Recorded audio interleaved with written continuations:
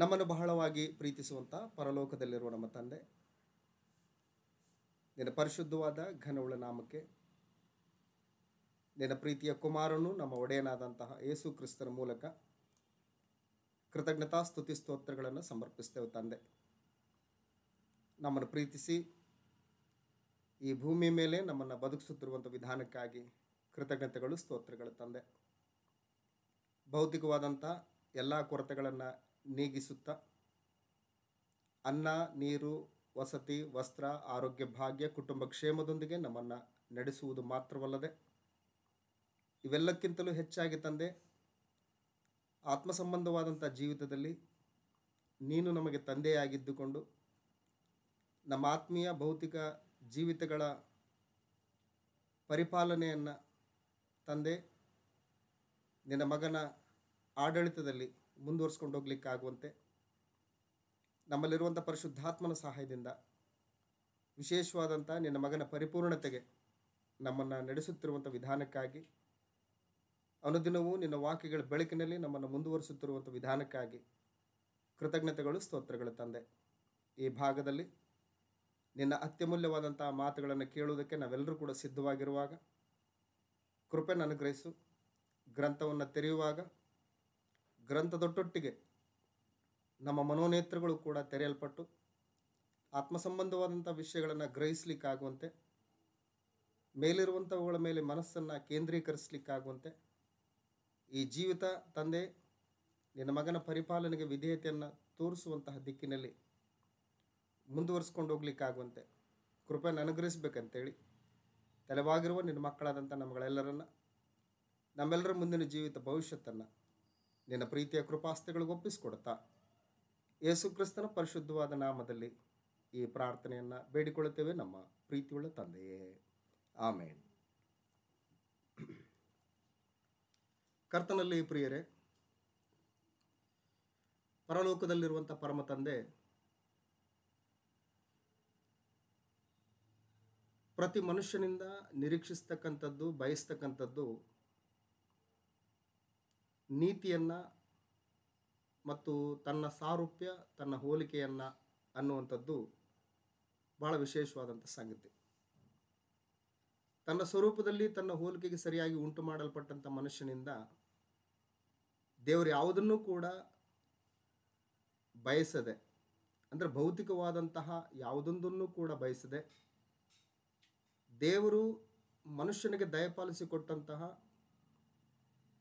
ಶರೀರದಿಂದ ಆ ಶರೀರದ ಒಳಗೆ ಇಡಲ್ಪಟ್ಟಂತಹ ತನ್ನ ಆತ್ಮನಿಂದ ತನ್ನ ಹೋಲಿಕೆ, ತನ್ನ ಸ್ವರೂಪದಲ್ಲಿ ಉಂಟು ಮಾಡಲ್ಪಟ್ಟಂತಹ ಮನುಷ್ಯನಿಂದ ದೇವರು ನಿರಂತರವಾಗಿ ಬಯಸುವಂಥದ್ದು ಏನು ಅಂತಂದರೆ ನೀತಿ, ನ್ಯಾಯ, ಧರ್ಮಗಳನ್ನು ಅಂತ ಹೇಳ್ತಾನೆ.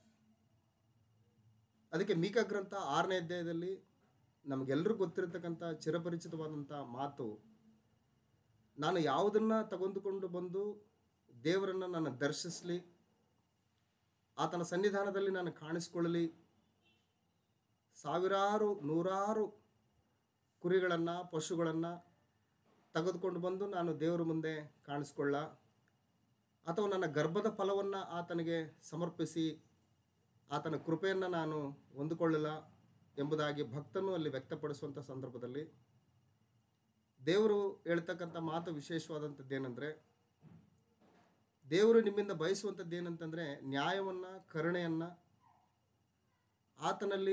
ಆತನಿಗೆ ವಿನಮ್ರವಾಗಿ ನಡೆದುಕೊಳ್ಳುವಂಥದ್ದನ್ನು, ಇಷ್ಟನ್ನೇ ಹೊರತು ಬೇರೆ ಯಾವುದನ್ನು ಕೂಡ ದೇವರು ಬಯಸೋದಿಲ್ಲ ಎಂಬಂತಹ ವಿಶೇಷವಾದಂಥ ಮಾತು ದೇವರ ಆಲೋಚನೆ, ದೇವರ ಅಪೇಕ್ಷೆ, ದೇವರ ಇಷ್ಟ ಏನೆಂಬುದನ್ನು ಆ ಒಂದು ಮಾತಿನಲ್ಲಿ ನಮಗೆ ವ್ಯಕ್ತವಾಗ್ತದೆ. ಹಾಗಾಗಿ ದೇವರು ಸದಾಕಾಲ ಸತ್ಯವೇದದಲ್ಲಿರ್ತಕ್ಕಂತಹ 3 ಕಾಲಘಟ್ಟಗಳಲ್ಲಿ ಕೂಡ, ಅಂದರೆ ಪಿತೃಗಳ ಕಾಲದಲ್ಲಿ, ಮೋಶೆ ಧರ್ಮಶಾಸ್ತ್ರದ ಕಾಲದಲ್ಲಿ, ಕ್ರೈಸ್ತರ ಕಾಲದಲ್ಲಿ ಕೂಡ ಪ್ರತಿ ಮನುಷ್ಯನಿಂದ ದೇವರು ಬಯಸುವಂಥದ್ದು ಒಂದೇ ಒಂದು, ಅದೇನಂತಂದರೆ ನೀತಿ, ನೀತಿ, ನೀತಿ. ಈ ನೀತಿಯನ್ನು ಎದುರು ನೋಡ್ತಕ್ಕಂಥ ಪರಮ ತಂದೆಗೆ ಪ್ರತಿಯೊಂದು ಸಂದರ್ಭದಲ್ಲಿ ಕೂಡ ಎದುರಾದಂಥದ್ದು ನಿರಾಶೆನೇ ಹೊರತು ಸಂತೃಪ್ತಿಕರವಾದಂತಹ ಒಂದು ವಾತಾವರಣ ದೇವರಿಗೆ ನಮ್ಮಗಳಿಂದ ಲಭ್ಯ ಆಗಲಿಲ್ಲ ಅನ್ನುವಂಥದ್ದು ಸತ್ಯವಾದ ಮಾತು ಪ್ರೇರೆ. ಹಾಗಾಗಿ ಪರಲೋಕದಲ್ಲಿರ್ತಕ್ಕಂಥ ಪರಮ ತಂದೆ ಪ್ರತಿ ನಿಮಿಷ ಪ್ರತಿ ಗಳಿಗೆಯಲ್ಲಿಯೂ ಕೂಡ ಆತನು ಎದುರು ನೋಡ್ತಕ್ಕಂಥದ್ದು ನೀತಿ ನೀತಿ ನೀತಿ ಅಂತ ಹೇಳ್ತಾನೆ.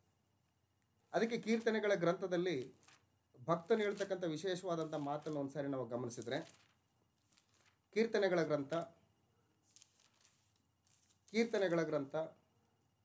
14ನೇ ಅಧ್ಯಾಯ 2ನೇ ವಚನದಲ್ಲಿ, ಮನುಷ್ಯರಲ್ಲಿ ತನ್ನ ಸಾನ್ನಿಧ್ಯವನ್ನು ಅಪೇಕ್ಷಿಸುವ ಬುದ್ಧಿವಂತರು ಇದ್ದಾರೋ ಎಂದು ಯೆಹೋವನು ಆಕಾಶದಿಂದ ಮನುಷ್ಯರನ್ನು ನೋಡಲಾಗಿ, ಒಳ್ಳೆಯದನ್ನು ಮಾಡುವವನು ಇಲ್ಲ, ಒಬ್ಬನಾದರೂ ಇಲ್ಲ, ಪ್ರತಿಯೊಬ್ಬನು ದಾರಿ ತಪ್ಪಿದವನು, ಎಲ್ಲರೂ ಕೆಟ್ಟು ಹೋದವರೇ ಅಂತ ಹೇಳ್ತಾರೆ. ಹಾಗಾಗಿ ದೇವರು ಪ್ರತಿ ಸಂದರ್ಭದಲ್ಲಿ ಕೂಡ ಆತನು ನೋಡ್ತಾ ಇದ್ದಾನೆ ಅಂತ ಹೇಳ್ತಾನೆ. ಅದೇ ಸಂದರ್ಭದಲ್ಲಿ 15ನೇ ಕೀರ್ತನೆಯಲ್ಲಿ ಕೂಡ ಪರಿಶುದ್ಧ ಪರ್ವತದಲ್ಲಿ ವಾಸಿಸತಕ್ಕವನು ಎಂಥವನಾಗಿರಬೇಕು ಅಂತ ಹೇಳ್ತಾನೆ. ಅಂದರೆ ದೇವರ ರಾಜ್ಯದಲ್ಲಿ, ದೇವರ ಪರಿಪಾಲನೆಯ ಕೆಳಗಡೆ, ದೇವರ ಕುಟುಂಬದಲ್ಲಿ, ದೇವರ ಆಲಯದಲ್ಲಿ ವಾಸಿಸತಕ್ಕವನು ಎಂಥವನಾಗಿರಬೇಕು ಅಂತಂದರೆ, ಅವನು ಸಜ್ಜನನು, ನೀತಿವಂತನು, ಮನಪೂರ್ವಕವಾಗಿ ಸತ್ಯವಚನವನ್ನು ಆಡುವವನು ಆಗಿರಬೇಕು ಅಂತ ಹೇಳ್ತದೆ. ಅಂದರೆ ನೀತಿವಂತನ ಕ್ಯಾರೆಕ್ಟರ್ಗಳನ್ನು ಈ ಒಂದು ವಚನ ಭಾಗಗಳಲ್ಲಿ ನಾವು ಗಮನಿಸ್ತೇವೆ. ಹಾಗೆ ಇಂಥ ಒಂದು ನೀತಿವಂತಿಕೆಯನ್ನು ದೇವರು ಆದಿಕಾಂಡದಿಂದಲೂ ಕೂಡ ನಿರೀಕ್ಷಿಸ್ತಾ ಬರ್ತಾ ಇದ್ದಾನೆ. ಆ ಒಂದು ದಿಕ್ಕಿನಲ್ಲಿ ದೇವರು ಕಾರ್ಯವನ್ನು ಮಾಡ್ತಾ ಒಡಂಬಡಿಕೆಯ ಪ್ರಜೆಗಳಾದಂತಹ ಇಸ್ರಾಯೇಲರಲ್ಲಿಯೂ ಕೂಡ ಈ ರೀತಿಯಾದಂತಹ ನೀತಿಯನ್ನು ನಿರೀಕ್ಷಿಸಿದಂಥ ಸಂದರ್ಭದಲ್ಲಿ ಆತನಿಗೆ ಸಿಕ್ಕಿದ್ದು ಏನಂತಂದರೆ, ಅನೀತಿಯಿಂದ ಕೂಡಿದಂಥ ಒಂದು ಕಾರ್ಯಕ್ರಮಗಳು, ಅಧರ್ಮದಿಂದ ಕೂಡಿದಂತಹ ಆಲೋಚನೆಗಳ ಕೆಲಸಗಳೇ ಹೊರತಾಗಿ ಧರ್ಮದಿಂದ ಕೂಡಿದಂತಹ ಯಾವ ಕಾರ್ಯಕ್ರಮಗಳು ಕೂಡ ಕಂಡು ಬರಲಿಲ್ಲ ಅನ್ನುವಂಥದ್ದು ವಿಷಾದಕರವಾದಂಥ ಸಂಗತಿ. ಅದಕ್ಕೆ ದೇವರು ಯೆಶಾಯನು ಬರೆದ ಪ್ರವಾದನೆ ಗ್ರಂಥ 62ನೇ ಅಧ್ಯಾಯದಲ್ಲಿ, ಚಿಯೋನಿನ ಧರ್ಮವು ಪ್ರಕಾಶಗೊಳ್ಳುವ ತನಕ, ಚಿಯೋನಿನ ಧರ್ಮವು ಅಂತ ಕನ್ನಡದಲ್ಲಿದೆ, ಇಂಗ್ಲೀಷ್ನಲ್ಲಿ ಈ ಧರ್ಮವು ಅನ್ನೋದಕ್ಕೆ ರೈಚಸ್ನೆಸ್ ಅಂತಿದೆ, ತೆಲುಗುದಲ್ಲಿ ಈ ಧರ್ಮ ಅನ್ನುವಂತಹ ಜಾಗದಲ್ಲಿ ನೀತಿ ಅಂತೇಳಿ ಕಂಡು ಬರ್ತದೆ. ಹಾಗಾಗಿ ಚಿಯೋನಿನ ನೀತಿಯು ಅಂದರೆ ಚಿಯೋನಿನ ಧರ್ಮವು ಪ್ರಕಾಶಗೊಳ್ಳುವ ತನಕ, ಯೆರೂಸಲೇಮಿನ ರಕ್ಷಣೆಯು ದೀವಿಟಿಗೆಯಂತೆ ಪ್ರಜ್ವಲಿಸುವವರೆಗೆ ನಾನು ಮೌನವಾಗಿರದೆ ಚಿಯೋನಿನ ಹಿತವನ್ನು ಲಕ್ಷಿಸುತ್ತಿರುವೆನು, ಸುಮ್ಮನಿರದೆ ಯೆರೂಸಲೇಮಿನ ಕ್ಷೇಮವನ್ನು ಚಿಂತಿಸುತ್ತಿರುವೆನು.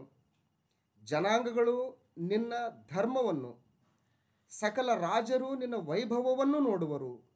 ಯೆಹೋವನ ಬಾಯಿ ನೇಮಿಸಿದ ಹೊಸ ಹೆಸರು ನಿನಗೆ ದೊರೆಯುವುದು. ನೀನು ಯೆಹೋವನ ಕೈಯಲ್ಲಿ ಸುಂದರ ಕಿರೀಟವಾಗಿಯೂ ನಿನ್ನ ದೇವರ ಹಸ್ತದಲ್ಲಿ ರಾಜ ಶಿರೋವೇಷ್ಟನವಾಗಿಯೂ ಇರುವಿ ಅಂತ ಹೇಳ್ತಾರೆ. ಹಾಗಾಗಿ ನೀತಿಯನ್ನು ಅನುಸರಿಸುವಂತಹ ಚಿಯೋನಿನ ಒಂದು ಸದ್ಗತಿ, ಒಂದು ಉತ್ತಮವಾದಂಥ ಸ್ಥಿತಿ ಯಾವ ರೀತಿಯಾಗಿ ಇರುತ್ತೆ ಅನ್ನುವಂಥದ್ದನ್ನು ಈ ಒಂದು ವಾಕ್ಯ ಭಾಗಗಳಲ್ಲಿ ಗಮನಿಸ್ತೇವೆ. ಜನಾಂಗಗಳು ನಿನ್ನ ಧರ್ಮವನ್ನು, ಅಂದರೆ ಜನಾಂಗಗಳು, ಭೂಲೋಕದಲ್ಲಿರ್ತಕ್ಕಂಥ ಎಲ್ಲ ಜನಾಂಗಗಳು ನಿನ್ನ ಧರ್ಮವನ್ನು ಅಂದರೆ ನಿನ್ನ ಒಂದು ನೀತಿಯನ್ನು, ಸಕಲ ರಾಜರು, ಭೂಮಿ ಮೇಲಿರ್ತಕ್ಕಂತಹ ಎಲ್ಲ ರಾಜರು ಕೂಡ ನಿನ್ನ ವೈಭವವನ್ನು ನೋಡ್ತಾರೆ ಅಂತ ಹೇಳ್ತಾರೆ. ನೀನು ಯೆಹೋವನ ಕೈಯಲ್ಲಿ ಸುಂದರ ಕಿರೀಟವಾಗಿಯೂ ನಿನ್ನ ದೇವರ ಹಸ್ತದಲ್ಲಿ ರಾಜ ಶಿರೋವೇಷ್ಟನವಾಗಿಯೂ ಇರುವಿ ಅಂತ ಹೇಳ್ತಾರೆ. ಅಂದರೆ ಯಾವಾಗ ಇವೆಲ್ಲ ಲಭ್ಯ ಆಗುತ್ತೆ ಅಂತಂದರೆ, ಧರ್ಮ ಅನ್ನುವಂಥದ್ದು ನಿನ್ನಲ್ಲಿ ಪ್ರಕಾಶಗೊಳ್ಳುವ ತನಕ ಅಂತ ಹೇಳ್ತಾನೆ. ನೀತಿ ಅನ್ನುವಂಥದ್ದು ಪ್ರಕಾಶಗೊಳ್ಳಬೇಕು ಅಂತ ಹೇಳ್ತಾನೆ. ಈ ನೀತಿ ಪ್ರಕಾಶಗೊಳ್ಳಬೇಕು ಅಂತಂದರೆ ಮನುಷ್ಯರ ಪರಿಸ್ಥಿತಿ ಹೇಗಿದೆ ಅಂತಂದರೆ, ಈ ನೀತಿಯನ್ನು ಅನುಸರಿಸುವಂತಹ ಪರಿಸ್ಥಿತಿಯಲ್ಲಿ ಅವರಿಲ್ಲ. ಹಾಗಾಗಿ ಇವರು ದೇವರ ನೀತಿಯನ್ನು, ದೇವರ ಧರ್ಮವನ್ನು ಬಿಟ್ಟು ಇವರು ಯಾವುದನ್ನು ಅನುಸರಿಸ್ತಾ ಇದ್ದಾರೆ ಅಂತಂದರೆ, ತಮ್ಮ ಸ್ವಧರ್ಮವನ್ನು, ಸ್ವನೀತಿಯನ್ನು ಅನುಸರಿಸ್ತಾ ಇದ್ದಾರೆ. ಹಾಗಾಗಿ ಮನುಷ್ಯರ ಸ್ವನೀತಿಗಳು, ಮನುಷ್ಯರ ಸ್ವಧರ್ಮಗಳು ದೇವರ ದೃಷ್ಟಿಯಲ್ಲಿ ಹೇಗಿದ್ದಾವೆ ಅಂತಂದರೆ, ಅವು ಹೊಲೆಯ ಬಟ್ಟೆಯಂತಿವೆ ಅಂತ ಹೇಳ್ತಾನೆ. ಹೊಲೆಯ ಬಟ್ಟೆಯಂತಿವೆ. ಯೆಶಾಯನು ಬರೆದ ಪ್ರವಾದನೆ ಗ್ರಂಥ 64ನೇ ಅಧ್ಯಾಯ 6ನೇ ವಚನದಲ್ಲಿ, ನಾವೆಲ್ಲರೂ ಅಶುದ್ಧನ ಹಾಗಿದ್ದೇವೆ, ನಮ್ಮ ಧರ್ಮ ಕಾರ್ಯಗಳೆಲ್ಲ ಹೊಲೆಯ ಬಟ್ಟೆಯಂತಿವೆ, ನಾವೆಲ್ಲರೂ ತರಗಲೆಯೋಪಾದಿಯಲ್ಲಿ ಒಣಗಿ ಹೋಗಿದ್ದೇವೆ, ನಮ್ಮ ಅಪರಾಧಗಳು ಬಿರುಗಾಳಿಯ ಪ್ರಕಾರ ನಮ್ಮನ್ನು ಬಡಿದುಕೊಂಡು ಹೋಗಿವೆ ಅಂತ ಹೇಳ್ತಾರೆ. ಹಾಗಾಗಿ ಸುವಾರ್ತೆ ಪುಸ್ತಕಗಳಲ್ಲಿ ಅಂದರೆ ಮತ್ತಾಯ, ಮಾರ್ಕ, ಲೂಕ, ಯೋಹಾನರಲ್ಲಿ ಯಾವುದು ಮನುಷ್ಯರ ಮುಂದೆ ಶ್ರೇಷ್ಠವೆನಿಸಿಕೊಳ್ತದೋ ಅದು ದೇವರ ಮುಂದೆ ಅಸಹ್ಯ ಅಂತ ಹೇಳ್ತದೆ. ಹಾಗಾಗಿ ಮನುಷ್ಯರ ಸ್ವನೀತಿ, ಸ್ವಧರ್ಮಗಳು ಅಂತಕ್ಕಂಥವು ಮನುಷ್ಯನ ದೃಷ್ಟಿಯಲ್ಲಿ ಅವು ಶ್ರೇಷ್ಠವಾಗಿರಬಹುದು, ಅವು ಧರ್ಮ ಕಾರ್ಯಗಳೇ ಎಂಬುದಾಗಿ ಕರೆಯಲ್ಪಡಬಹುದು. ಆದರೆ ದೇವರ ದೃಷ್ಟಿಯಲ್ಲಿ ಅವು ಹೇಗಿದ್ದಾವೆ ಅಂತಂದರೆ ಹೊಲೆಯ ಬಟ್ಟೆಯಂತಿವೆ ಅಂತ ಹೇಳ್ತಾನೆ. ಹೊಲೆಯ ಬಟ್ಟೆಯಂತಿವೆ ಅಂತ ಹೇಳ್ತಾನೆ. ಹಾಗಾಗಿ ಸ್ವನೀತಿ ಅಂತಕ್ಕಂಥದ್ದು ದೇವರ ದೃಷ್ಟಿಯಲ್ಲಿ ಅದು ಹೊಲೆಯ ಬಟ್ಟೆ ಎಂಬುದಾಗಿ ರೋಮಾಪುರದವರಿಗೆ ಬರೆದ ಪತ್ರಕ್ಕೆ 10ನೇ ಅಧ್ಯಾಯದಲ್ಲಿ ಅಪೊಸ್ತಲನಾದಂತಹ ಪೌಲನು ಇಸ್ರಾಯೇಲ್ಯರ ರಕ್ಷಣೆಯನ್ನು ಕುರಿತು ಆತನು ಮಾತಾಡುವಾಗ ಹೇಳ್ತಕ್ಕಂಥ ಮಾತು, ರೋಮಾಪುರದವ್ರಿಗೆ ಬರೆದ ಪತ್ರಿಕೆ 10ನೇ ಅಧ್ಯಾಯ 3ನೇ ವಚನದಲ್ಲಿ, ಅವರು ದೇವರಿಂದ ದೊರಕುವ ನೀತಿಯನ್ನರಿಯದೆ ಸ್ವನೀತಿಯನ್ನೇ ಸ್ಥಾಪಿಸಬೇಕೆಂದು ಪ್ರಯತ್ನಿಸುತ್ತಾ ಇದ್ದುದರಿಂದ ದೇವರ ನೀತಿಗೆ ಅಧೀನರಾಗಲಿಲ್ಲ ಅಂತ ಹೇಳ್ತಾರೆ. ಹಾಗಾಗಿ ಸ್ವನೀತಿ ಅಂತಕ್ಕಂಥದ್ದು ಅದು ದೇವರ ನೀತಿಗೆ ಸರಿ ಹೋಗುವಂಥ ನೀತಿಯಲ್ಲ. ಹಾಗಾಗಿ ಸ್ವನೀತಿ, ಸ್ವಧರ್ಮ ಅಂತಕ್ಕಂಥದ್ದು ಅದು ಹೊಲೆಯ ಬಟ್ಟೆಯಂತಿವೆ. ಇನ್ನು ಮುಂದುವರೆದ ಭಾಗದಲ್ಲಿ ಧರ್ಮಶಾಸ್ತ್ರವನ್ನು ನಿರಂತರವಾಗಿ ಅಧ್ಯಯನ ಮಾಡ್ತಕ್ಕಂತಹ, ಧರ್ಮಶಾಸ್ತ್ರವನ್ನು ಪ್ರಬೋಧಿಸುವಂತಹ, ಮೋಶೆಯ ಪೀಠದಲ್ಲಿ ಕೂತ್ಕೊಂಡು ಧರ್ಮಶಾಸ್ತ್ರವನ್ನು ಪ್ರಬೋಧಿಸುವಂತಹ ಶಾಸ್ತ್ರಿಗಳು ಮತ್ತು ಫರಿಸಾಯರ ನೀತಿಯು ಕೂಡ ಹೇಗಿದೆ ಅಂತಂದರೆ, ಮತ್ತಾಯನ ಬರೆಸುವಾರ್ಥ 23ನೇ ಅಧ್ಯಾಯದಲ್ಲಿ ಅವರ ನೀತಿ ಹೇಗಿದೆ ಅಂತಂದರೆ, ಪಂಚಪಾತ್ರೆ, ಬಟ್ಟಲು ಇವುಗಳ ಹೊರಭಾಗವನ್ನು ಶುಚಿ ಮಾಡ್ತಾರೆ ಹೊರತಾಗಿ ಅವುಗಳ ಒಳಭಾಗ ಕೆಟ್ಟು ಹೋಗ್ಬಿಟ್ಟಿದೆ ಅನ್ನುವಂಥ ಸ್ಥಿತಿಯಲ್ಲಿ ಶಾಸ್ತ್ರಿಗಳ ಮತ್ತು ಫರಿಸಾಯರ ನೀತಿ ಕಂಡು ಬರ್ತಾ ಇದೆ. ಅವರು ಜನಗಳಿಗೆ ಕಾಣಿಸಿಕೊಳ್ಳಬೇಕೆಂಬುದಾಗಿ ಜ್ಞಾಪಕದ ಪಟ್ಟಿಯಲ್ಲಿ ದೊಡ್ಡವುಗಳನ್ನಾಗಿ ಮಾಡ್ಕೊಂಡು ಬರೀತಾರೆ. ಬೀದಿಗಳಲ್ಲಿ ಉದ್ದನೆಯ ತಮ್ಮ ಒಂದು ಡ್ರೆಸ್ಸನ್ನು ಹಾಕ್ಕೊಂಡು ನಾವು ಶಾಸ್ತ್ರಿಗಳು, ನಾವು ಫರಿಸಾಯರುಗಳು ಎಂಬುದಾಗಿ ಕಾಣಿಸಿಕೊಳ್ಳುವಂತಹ ದಿಕ್ಕಿನಲ್ಲಿ ಅವರು ಸಾಕ್ತಾ ಇದ್ರು ಹೊರತಾಗಿ ಅವರ ಅಂತರಂಗದ ಆಲೋಚನೆಗಳು, ಅವರ ಅಂತರಂಗದಲ್ಲಿರ್ತಕ್ಕಂಥ ನೀತಿ ಅದು ದೇವರ ನೀತಿಗೆ ಸರಿ ಬೀಳಲಾರದಂಥ ನೀತಿ. ಹಾಗಾಗಿ ದೇವರ ನೀತಿ ಶಾಸ್ತ್ರಿಗಳ ಮತ್ತು ಫರಿಸಾಯರ ನೀತಿಯಂತಹ ನೀತಿಯಲ್ಲ, ಮನುಷ್ಯನ ಸ್ವನೀತಿಯಂತಹ ನೀತಿಯಲ್ಲ, ಮೋಶೆಯ ಧರ್ಮಶಾಸ್ತ್ರದ ನೀತಿಗೆ ಸರಿಸಮಾನವಾಗಿರ್ತಕ್ಕಂಥ ನೀತಿ ದೇವರ ನೀತಿಯಲ್ಲ. ಹಾಗಾಗಿ ದೇವರ ನೀತಿ ಯಾವುದು ಅಂತಂದರೆ ಕ್ರಿಸ್ತನನ್ನು ನಂಬುವುದರಿಂದ ದೊರಕುವಂತಹ ನೀತಿ ಅಂತ ಹೇಳ್ತಾನೆ. ನೇಮನಿಷ್ಠೆಗಳನ್ನು ಅನುಸರಿಸುವುದರ ಮೂಲಕ ಸಿಗ್ತಕ್ಕಂತಹ ನೀತಿ ಅದು ನೀತಿಯಲ್ಲ. ಅದು ಯಾವುದರಿಂದ ಅಂತಿಮವಾಗಿ ಸಿಗ್ತಾ ಇದೆ ಅಂತಂದರೆ, ರೋಮಾಪುರದವ್ರಿಗೆ ಬರೆದ ಪತ್ರಿಕೆ 3ನೇ ಅಧ್ಯಾಯ 21ನೇ ವಚನದಲ್ಲಿ, ಈಗಲಾದರೂ ದೇವರಿಂದ ದೊರಕುವ ನೀತಿಯು ಧರ್ಮಶಾಸ್ತ್ರ ನಿಯಮಗಳಿಲ್ಲದೆ ಪ್ರಕಟವಾಗಿದೆ. ಅದು ಮೋಶೆಯ ಧರ್ಮಶಾಸ್ತ್ರದಿಂದಲೂ ಪ್ರವಾದಿಗಳ ನುಡಿಗಳಿಂದಲೂ ಸಾಕ್ಷಿಗೊಂಡಿರುತ್ತದೆ. ದೇವರಿಂದ ಆಗುವ ಆ ನೀತಿಯು ಯಾವುದೆಂದರೆ ಯೇಸು ಕ್ರಿಸ್ತನನ್ನು ನಂಬುವುದರಿಂದಲೇ ಅಂತ ಹೇಳ್ತಾನೆ. ನಂಬುವವರೆಲ್ಲರಿಗೂ ದೊರಕುವಂಥ ನೀತಿ ಇದು ಅಂತ ಹೇಳ್ತಾನೆ. ಹಾಗಾಗಿ ಈ ನೀತಿ ಪ್ರಕಾಶಗೊಳ್ಳುವವರೆಗೂ, ಚಿಯೋನಿನಲ್ಲಿ ಧರ್ಮವು ಪ್ರಕಾಶಿಸುವವರೆಗೂ, ರಕ್ಷಣೆ ದೀವಿಟಿಗೆಯೋಪಾದಿಯಲ್ಲಿ ಪ್ರಜ್ವಲಿಸುವವರೆಗೂ ನಾನು ಸುಮ್ಮನಿರೋದಿಲ್ಲ ಎಂಬುದಾಗಿ ದೇವರು ಹೇಳ್ತಕ್ಕಂಥ ಮಾತು ಬಹಳ ವಿಶೇಷವಾದಂಥ ಮಾತು.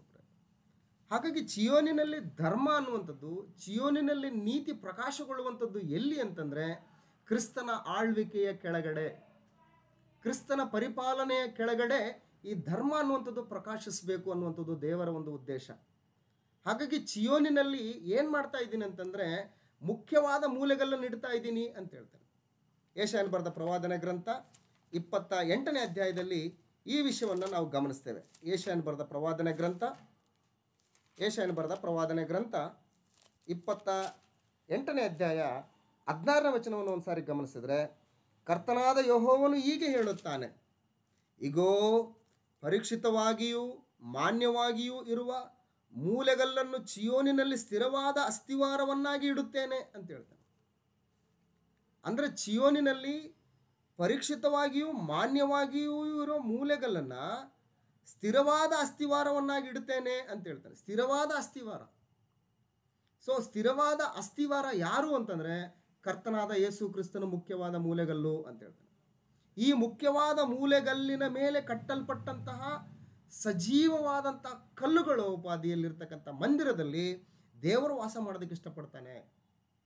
ಕ್ರಿಸ್ತನ ಆಳ್ವಿಕೆಯ ಕೆಳಗಡೆ ನೀತಿ ಅನ್ನುವಂಥದ್ದು ಪ್ರಕಾಶಗೊಳ್ಳುತ್ತದೆ. ಆ ನೀತಿ ಪ್ರಕಾಶಗೊಳ್ಳುವಂತಹ ದೇವ ಮಂದಿರದಲ್ಲಿ, ದೇವರ ಆಲಯದಲ್ಲಿ ಕರ್ತನಾದಂಥ ಯೇಸು ಕ್ರಿಸ್ತನ ಆಳ್ವಿಕೆಗೆ ಒಳಪಡ್ತಕ್ಕಂಥ ಜನಗಳ ಮಧ್ಯದಲ್ಲಿ ದೇವರು ವಾಸ ಮಾಡ್ತೀನಿ ಅಂತ ಕೋರ್ತಾ ಇದ್ದಾನೆ. ಹಾಗಾಗಿ ಅಲ್ಲಿವರೆಗೂ ಕೂಡ ನಾನು ಸುಮ್ಮನಿರೋದಿಲ್ಲ ಅಂತ ಹೇಳ್ತಾನೆ. ಚಿಯೋನಿನಲ್ಲಿ ಪ್ರಕಾಶ, ನೀತಿ ಅನ್ನುವಂಥ ಪ್ರಕಾಶ ಉದಯ ಆಗಬೇಕು ಅಂತ ಹೇಳ್ತಾನೆ. ಈ ಉದಯ ಆಗಬೇಕು ಅನ್ನುವಂಥ ಈ ಒಂದು ಹಂತಗಳಲ್ಲಿ ಯಾವೆಲ್ಲ ಪರಿಸ್ಥಿತಿಗಳು ನಮಗೆ ಕಂಡು ಬರ್ತವೆ ಸತ್ಯವೇದದಲ್ಲಿ ಅಂತಂದರೆ, ಜನರು ಈ ನೀತಿಯನ್ನು ಪ್ರಕಾಶ ಮಾಡದೇನೆ, ಈ ನೀತಿಯನ್ನು ಹೊರಪಡಿಸದೆ ಅವ್ರು ಏನನ್ನು ಹೊರಪಡಿಸ್ತಾರೆ ಅಂತಂದರೆ, ಮನುಷ್ಯರು ಕಲ್ಪಿಸಿದ ಕಟ್ಟಳೆಗಳನ್ನು, ಮನುಷ್ಯರಿಂದ ಬಂದಂಥ ಸಂಪ್ರದಾಯಗಳನ್ನು, ಸ್ವನೀತಿಯನ್ನು, ಶಾಸ್ತ್ರಗಳ ಮತ್ತು ಪರಿಸರ ನೀತಿಯನ್ನು ಅವರು ಪ್ರಕಟಪಡಿಸುವುದರಿಂದ, ಅವುಗಳನ್ನು ಅನುಸರಿಸಿ ನಡೆಯುವುದರಿಂದ ಅದು ದೇವರ ನೀತಿ ಎಂಬುದಾಗಿ ಅವರು ಅಂದ್ಕೊಳ್ತಾರೆ ಹೊರತಾಗಿ ಅದು ದೇವರ ನೀತಿ ಅಲ್ಲ, ದೇವರ ನೀತಿ ಅಲ್ಲ. ಹಾಗಾಗಿ ಜನರ ಮನಸ್ಥಿತಿಗಳು ಹೇಗಿದೆ ಅನ್ನುವಂಥದ್ದನ್ನು ಗ್ರಂಥದಲ್ಲಿ ನಾವು ಗಮನಿಸ್ತಾ ಮುಂದೆ ಸಾಗಿದ್ರೆ, ಮತ್ತಾಯನ ಬರೆದ ಸುವಾರ್ತೆ 15ನೇ ಅಧ್ಯಾಯದಲ್ಲಿ ಗ್ರಂಥಕರ್ತನ ಹೇಳ್ತಕ್ಕಂಥ ವಿಶೇಷವಾದಂಥ ಮಾತನ್ನು ಒಂದು ಸಾರಿ ಗಮನಿಸಿದರೆ, ಮತ್ತಾಯನ ಬರೆದ ಸುವಾರ್ತೆ 15ನೇ ಅಧ್ಯಾಯ 8ನೇ ವಚನದಲ್ಲಿ, ಈ ಜನರು ಮಾತಿನಿಂದ ನನ್ನನ್ನು ಸನ್ಮಾನಿಸುತ್ತಾರೆ, ಆದರೆ ಅವರ ಮನಸ್ಸು ನನಗೆ ದೂರವಾಗಿದೆ.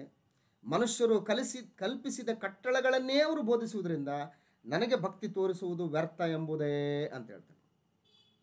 ನನಗೆ ಭಕ್ತಿ ತೋರಿಸುವುದು ವ್ಯರ್ಥ. ಯಾಕೆ ವ್ಯರ್ಥ? ನನ್ನನ್ನು ಆರಾಧಿಸುವಂಥದ್ದು ವ್ಯರ್ಥ. ಯಾಕೆ ವ್ಯರ್ಥ ಅಂತಂದರೆ, ಬರೀ ಮಾತಿನಿಂದ ನನ್ನನ್ನು ಸನ್ಮಾನಿಸ್ತಾರೆ. ನೀತಿ ನೀತಿ ನೀತಿ ಅನ್ನುವಂಥದ್ದು ಬರೀ ಬಾಯಿ ಮಾತಿನಿಂದ ಹೇಳ್ತಾರೆ ಹೊರತಾಗಿ ಅವರ ಮನಸ್ಸು ಆ ಒಂದು ನೀತಿಗೆ ದೂರವಾಗಿದೆ. ಅವರ ಜೀವಿತಗಳಲ್ಲಿ ನೀತಿ ಅನ್ನುವಂಥದ್ದು ಕಣ್ಣಿಗೆ ಕಾಣ್ತಾ ಇಲ್ಲ ಹೊರತಾಗಿ ಬರೀ ಬಾಯಿ ಮಾತಿನಲ್ಲೇ ಅವರು ಬರ್ತಾ ಇದೆ ಹೊರತಾಗಿ ಅವರ ಮನಸ್ಸಿನಲ್ಲಿ ನೀತಿ ಅನ್ನುವಂಥದ್ದು ದೂರ ಆಗಿದೆ. ಮನುಷ್ಯರು ಕಲ್ಪಿಸಿದ ಕಟ್ಟಳೆಗಳನ್ನೇ ಅವರು ಬೋಧಿಸೋದ್ರಿಂದ ನನಗೆ ಆರಾಧನೆ ಮಾಡುವಂಥದ್ದು, ನನಗೆ ಭಕ್ತಿ ತೋರಿಸುವಂಥದ್ದು ವ್ಯರ್ಥ ಅಂತ ಹೇಳ್ತಾರೆ. ಈ ರೀತಿಯಾಗಿ ಮನುಷ್ಯನ ನೀತಿ ಕಂಡು ಬರ್ತಾ ಇದೆ. ಸೊ ಹಾಗಾಗಿ ಈ ನೀತಿ ದೇವರಿಗೆ ಕೋರಿಕೊಂಡಂಥ ನೀತಿ ಅಲ್ಲ. ಹಾಗಾಗಿ ದೇವರು ಏನು ಮಾಡ್ತಾ ಇದ್ದಾರೆ ಅಂತಂದರೆ, ಚಿಯೋನಿನಲ್ಲಿ ಧರ್ಮವು ಪ್ರಕಾಶಿಸುವವರೆಗೂ ನಾನು ಸುಮ್ಮನಿರೋದಿಲ್ಲ ಅಂತ ಹೇಳ್ತೇನೆ. ಹಾಗಾಗಿ ಚಿಯೋನು ಅಂತಂದರೆ ಕ್ರಿಸ್ತನ ಪರಿಪಾಲನೆ, ದೇವರ ಆಳ್ವಿಕೆ ಅಂತ ಹೇಳ್ತಾನೆ. ಕ್ರಿಸ್ತನ ಪರಿಪಾಲನೆಯ ಕೆಳಗಡೆ ನೀತಿ ಕಂಡು ಬರ್ತದೆ ಅಂತ ಹೇಳ್ತಾನೆ. ಅದಕ್ಕೆ ಪರಮತಂದೆ ಏನು ಮಾಡ್ತಾ ಇದ್ದಾನೆ ಅಂತಂದರೆ, ಚಿಯೋನಿನಲ್ಲಿ ಪರೀಕ್ಷಿತವಾಗಿಯೂ ಮಾನ್ಯವಾಗಿಯೂ ಇರೋ ಮೂಲೆಗಳನ್ನು ಚಿಯೋನಿನಲ್ಲಿ ನಾನು ಸ್ಥಿರವಾದ ಅಸ್ಥಿವಾರವನ್ನಾಗಿ ಇಡ್ತೇನೆ ಅಂತ ಹೇಳ್ತಾನೆ. ಈ ಒಂದು ಅಸ್ಥಿವಾರದ ಮೇಲೇನೆ ಕಟ್ಟಲ್ಪಡ್ತಕ್ಕಂತಹ ಆಲಯದಲ್ಲಿ ನಾನು ವಾಸ ಮಾಡ್ತೀನಿ ಅಂತ ಹೇಳ್ತಾನೆ. ಯಾಕೆ ವಾಸ ಮಾಡ್ತೀನಿ ಅಂತಂದರೆ, ಅಲ್ಲಿ ನೀತಿ ಪ್ರಕಾಶಗೊಳ್ಳುತ್ತದೆ. ಹಾಗಾಗಿ ಕ್ರಿಸ್ತನ ನೀತಿ ಹೇಗಿರುತ್ತಂತಂದರೆ, ಅದು ನ್ಯಾಯವೆಂಬ ನೂಲು ಮತ್ತು ಧರ್ಮವೆಂಬ ಮಟ್ಟುಗೋಲು, ಇವು ಅಳತೆಯ ಕಲ್ಲುಗಳಿವೆಲ್ಲ ಕೂಡ. ಅಲ್ಲಿ ನ್ಯಾಯ ಮತ್ತು ಧರ್ಮ ಅಂತಕ್ಕಂಥದ್ದು ಬಹಳ ಮುಖ್ಯವಾದಂಥ ಒಂದು ಸಾಧನವಾಗಿ ಆ ಒಂದು ಆಲಯವು ಕಟ್ಟಲ್ಪಡ್ತದೆ ಅಂತೇಳಿ. ಹಾಗಾಗಿ ಆ ಆಲಯ ಯಾವುದು ಅಂತಂದರೆ ಕ್ರಿಸ್ತನು ಸ್ವರಕ್ತ ಕೊಟ್ಟು ಸಂಪಾದನೆ ಮಾಡಿಕೊಂಡಂಥ ಸಭೆ.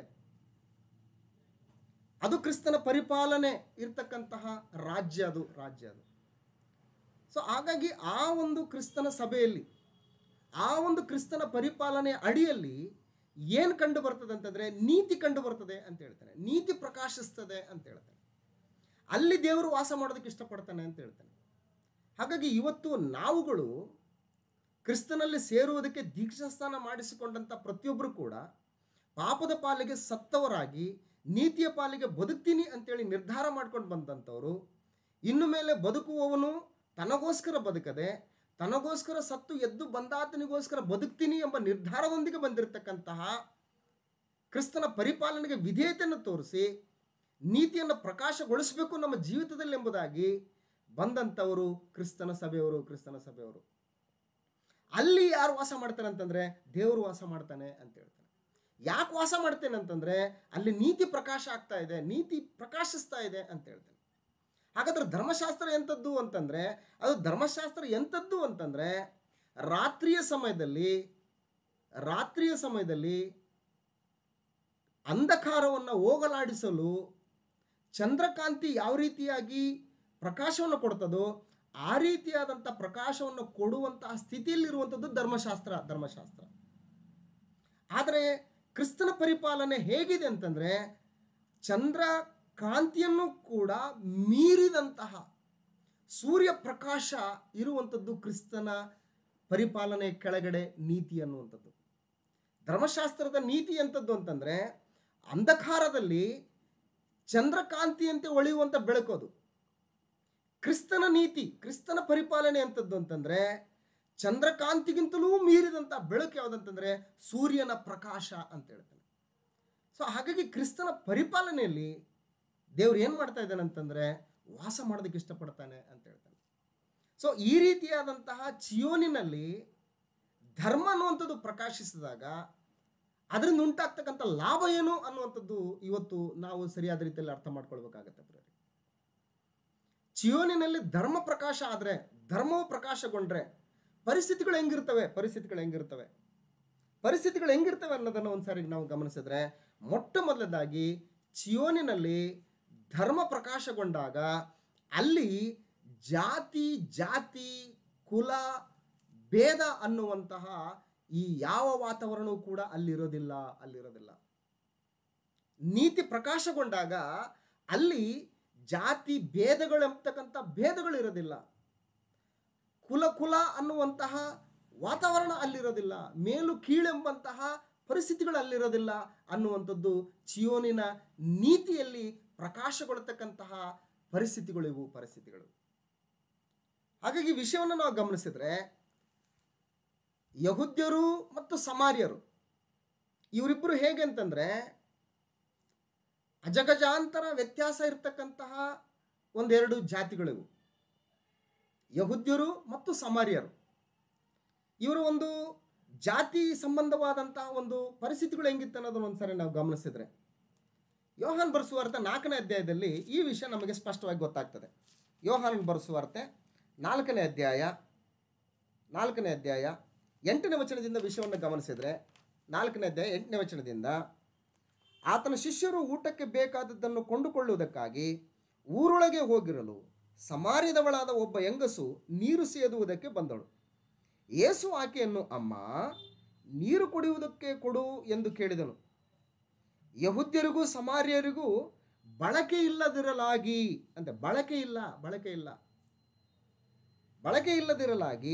ಆ ಸಮಾರ್ಯದವಳು ಆತನಿಗೆ, ಯಹೂದ್ಯನಾದ ನೀನು ಸಮಾರ್ಯದವಳಾದ ನನ್ನನ್ನು ನೀರು ಬೇಡುವುದು ಹೇಗೆ ಎಂದು ಹೇಳಿದಳು ಅಂತ ಹೇಳ್ತಾರೆ. ಅಂದರೆ ಇಲ್ಲಿ ಏನು ಕಾಣ್ತಾ ಇಲ್ಲ ಅಂತಂದರೆ ಶರೀರ ಸಂಬಂಧವಾದಂತಹ ಒಂದು ಭೇದ ಭಾವಗಳಿದ್ದಾವೆ. ನೀವು ಮೇಲ್ಜಾತಿಯವರು, ನಾವು ಕೀಳು ಜಾತಿಯವರು. ನಿನಗೆ ನೀರಡಿಕೆ ಆಗಿದೆ ಅಂತಂದರೆ ನನ್ನ ಒಂದು ಹಗ್ಗದಿಂದ, ನನ್ನ ಒಂದು ಬಿಂದಿಗೆಯಿಂದ ತೆಗೆದುಕೊಂಡಂತಹ ನೀರನ್ನು ನಾನು ನಿನಗೆ ಕೊಡುವುದಕ್ಕೆ ನಾನು ಯೋಗ್ಯನಲ್ಲ, ಅದನ್ನು ಕುಡಿಯುವುದಕ್ಕೆ ನೀನು ಕೂಡ ಯೋಗ್ಯನಲ್ಲ ಅನ್ನುವಂಥ ತಾರತಮ್ಯ, ಜಾತಿ ತಾರತಮ್ಯ ಅನ್ನುವಂಥದ್ದು ಸಮಾಜದಲ್ಲಿ ಎದ್ದು ಕಾಣ್ತಾ ಇದೆ. ಹಾಗಾಗಿ ಈ ಒಂದು ನೀತಿ, ಚಿಯೋನಿನ ನೀತಿಯಲ್ಲಿ ಪ್ರಕಾಶಗೊಂಡಾಗ ಈ ಪರಿಸ್ಥಿತಿ ಏನಾಗುತ್ತೆ ಅಂದರೆ ಇಲ್ಲವಾಗುತ್ತೆ. ನಮ್ಮ ಭಾರತ ದೇಶ ಅನ್ನುವಂಥದ್ದು ಈ ಜಾತಿ ವ್ಯವಸ್ಥೆಯಲ್ಲಿ ಯಾವ ರೀತಿಯಾದಂಥ ಕಷ್ಟಗಳನ್ನು, ತಿರಸ್ಕಾರವನ್ನು ಯಾವ ಮಟ್ಟಿಗೆ ಇದು ಅನುಭವಿಸಿದೆ ಅಂತಂದರೆ, ಪ್ರಾಣಿಗಳಿಗಾದರೂ ಒಂದಿಷ್ಟು ಬೆಲೆ ಇರ್ತದೆ, ಪಶು ಪಕ್ಷಿಗಳಿಗೆ ಒಂದಿಷ್ಟು ಬೆಲೆ ಇರ್ತದೆ, ತಮ್ಮ ಹಾಗೆ ಇರ್ತಕ್ಕಂಥ ಒಬ್ಬ ಮನುಷ್ಯನಿಗೆ ಎಂಥ ಒಂದು ಹೀನ ಪರಿಸ್ಥಿತಿ ನಮ್ಮ ಭಾರತ ದೇಶದಲ್ಲಿ ಇದೆ ಅನ್ನುವಂಥದ್ದನ್ನು ಚರಿತ್ರೆಯಲ್ಲಿ ನಾವು ಗಮನಿಸಿದ್ರೆ ಗೊತ್ತಾಗುತ್ತೆ ಪ್ರೇರೆ. ಸ್ಪೃಶ್ಯ ಜನಾಂಗ, ಅಸ್ಪೃಶ್ಯ ಜನಾಂಗ. ನಮ್ಮ ಭಾರತ ದೇಶದ ಸಂವಿಧಾನವನ್ನು ರಚಿಸಿದಂತಹವರಲ್ಲಿ ಬಹುಮುಖ್ಯವಾದಂಥವರು ಯಾರು ಅಂತಂದರೆ ಡಾಕ್ಟರ್ BR ಅಂಬೇಡ್ಕರ್ ಅವರು. ಅವರ ಒಂದು ಜೀವನ ಚರಿತ್ರೆಯನ್ನು ಒಂದು ಸಾರಿ ನೀವು ಗಮನಿಸಿದ್ರೆ, ಅಂದಿನ ಆ ಕಾಲದಲ್ಲಿ ಅಸ್ಪೃಶ್ಯರ ಬದುಕು ಹೇಗಿತ್ತು ಅಂತಂದರೆ, ಅವರು ಊರಲ್ಲಿ ಹೋಗ್ಬೇಕಾದ್ರೆ, ಅವರು ಮಾತಾಡಬೇಕಾದ್ರೆ ಅವ್ರದ್ದು ಬಾಯಿಗಿರಿಂದ ಜೊಲ್ಲು ಕೆಳಗಡೆ ಬಿದ್ದರೆ ಭೂಮಿ ಮೈಲಿಗೆ ಆಗುತ್ತೆ, ಮನುಷ್ಯರು ಮೈಲಿಗೆ ಆಗ್ತಾರೆ ಅಂತೇಳಿ ಅವರು ಮುಂದುಗಡೆ ಒಂದು ಮಡಿಕೆ ಕಟ್ಟಿರ್ತಾರಂತ, ಮಡಿಕೆ ಅವರು ನಡ್ಕೊಂಡು ಹೋಗ್ಬೇಕಾದ್ರೆ ಅವ್ರ ಹೆಜ್ಜೆಗಳು ಬಿದ್ದು ನಮ್ಮ ಒಂದು ಪ್ರದೇಶ ಮೈಲಿಗಾಗುತ್ತೆ ಅನ್ನುವಂತಹ ಆಲೋಚನೆಯಿಂದ ಅವ್ರ ಸೊಂಟಕ್ಕೆ ಒಂದು ಬರಲು ಕಟ್ಟಿರ್ತಾರಂತೆ, ಬರಲು.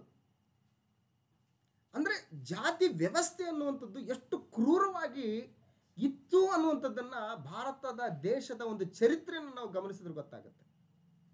ಇಲ್ಲಿವರೆಗೂ ಕೂಡ ಮನುಷ್ಯ ಆಧುನಿಕ ಯುಗದಲ್ಲಿ ಶಿಲಾಯುಗದಿಂದ ಸೈಬರ್ ಯುಗದವರೆಗೂ ಕೂಡ ಬಂದರೂ ಕೂಡ ಭೂಮಿ ಮೇಲಿಂದ ಚಂದ್ರಲೋಕಕ್ಕೆ, ಭೂಮಿ ಮೇಲಿಂದ ಮಂಗಳ ಗ್ರಹಕ್ಕೆ ಮನುಷ್ಯ ಕಾಲಿಟ್ಟರೂ ಕೂಡ ಇವತ್ತಿಗೂ ಕೂಡ ಈ ಜಾತಿ ವ್ಯವಸ್ಥೆ ಅನ್ನುವಂಥದ್ದನ್ನು ನಿರ್ಮೂಲ ಮಾಡುವುದರಲ್ಲಿ ಬಹಳಷ್ಟು ಹಿಂದೆ ಬಿದ್ದುಬಿಟ್ಟಿದೆ ಸಮಾಜ, ಬಹಳಷ್ಟು ಹಿಂದೆ ಬಿದ್ದಿದೆ. ಇವತ್ತಿಗೂ ಕೂಡ ನೀವು ಗ್ರಾಮೀಣ ಭಾಗದಲ್ಲಿ ನೀವು ಇದನ್ನು ಬಹಳ ಹೆಚ್ಚಾಗಿ ಗಮನಿಸ್ಬೋದು. ಅದೇ ರೀತಿ ನಗರ ಪ್ರದೇಶದಲ್ಲೂ ಕೂಡ ಈ ಜಾತಿ ವ್ಯವಸ್ಥೆ ಹೇಗಿದೆ ಅಂತಂದರೆ, ಮನೆಗೆ ಬಾಡಿಗೆ ಕೊಡಲ್ಲ. ನೀವು ಯಾವ ಜಾತಿ ಅಂತ ಕೇಳ್ತಾರೆ, ನೀವು ವೆಜ್ಜಾ ನಾನ್ ವೆಜ್ಜಾ ಅಂತ ಕೇಳ್ತಾರೆ, ನೀವು ಸ್ಪೃಶ್ಯರ ಅಸ್ಪೃಶ್ಯರ ಅಂತ ಕೇಳ್ತಾರೆ.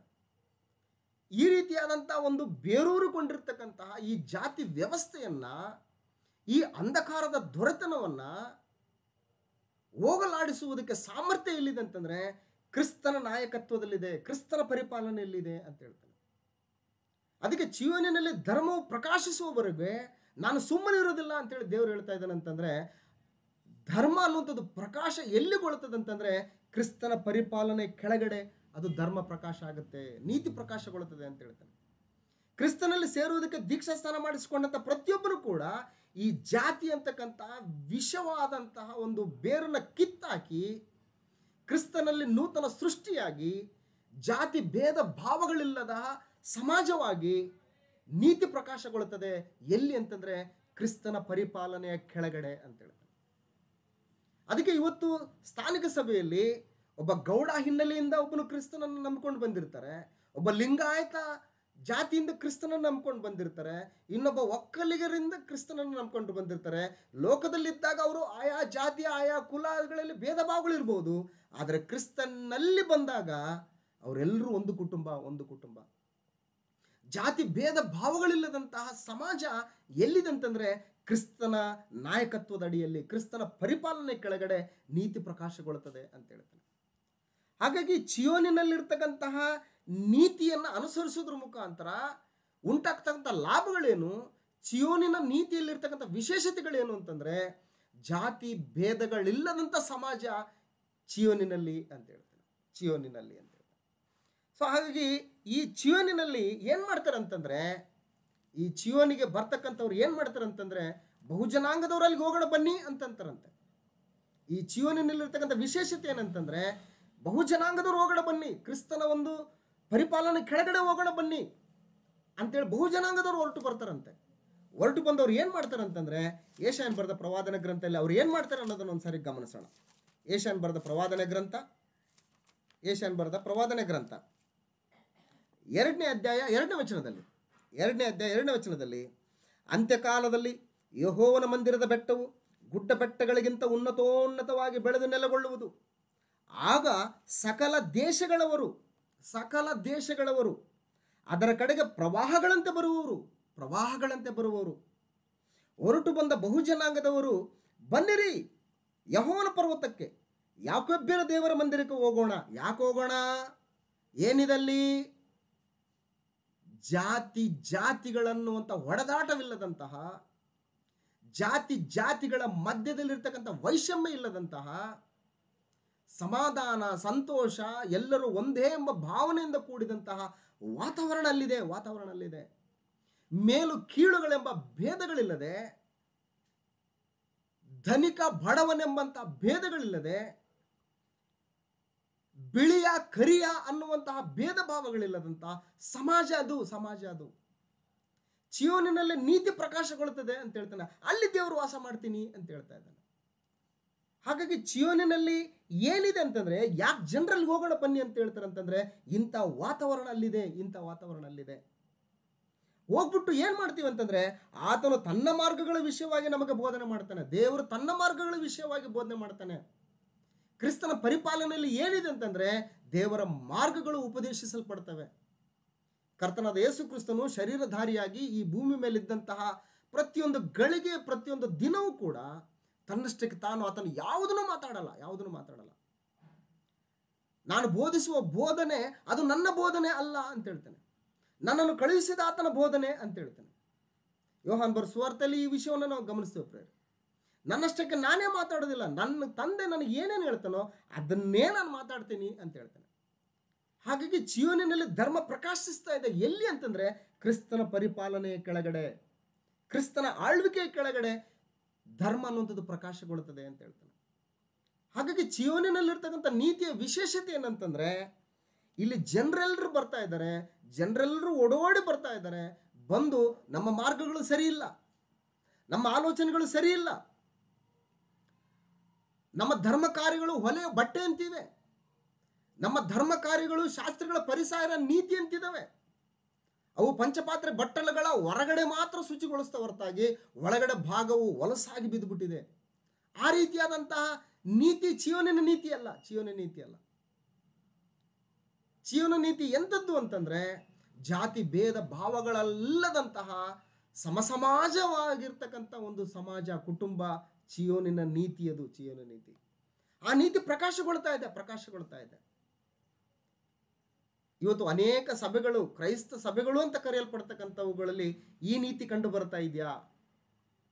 ನಾನು ಕೆಲವೊಂದು ಕೇಳಲ್ಪಟ್ಟೆ.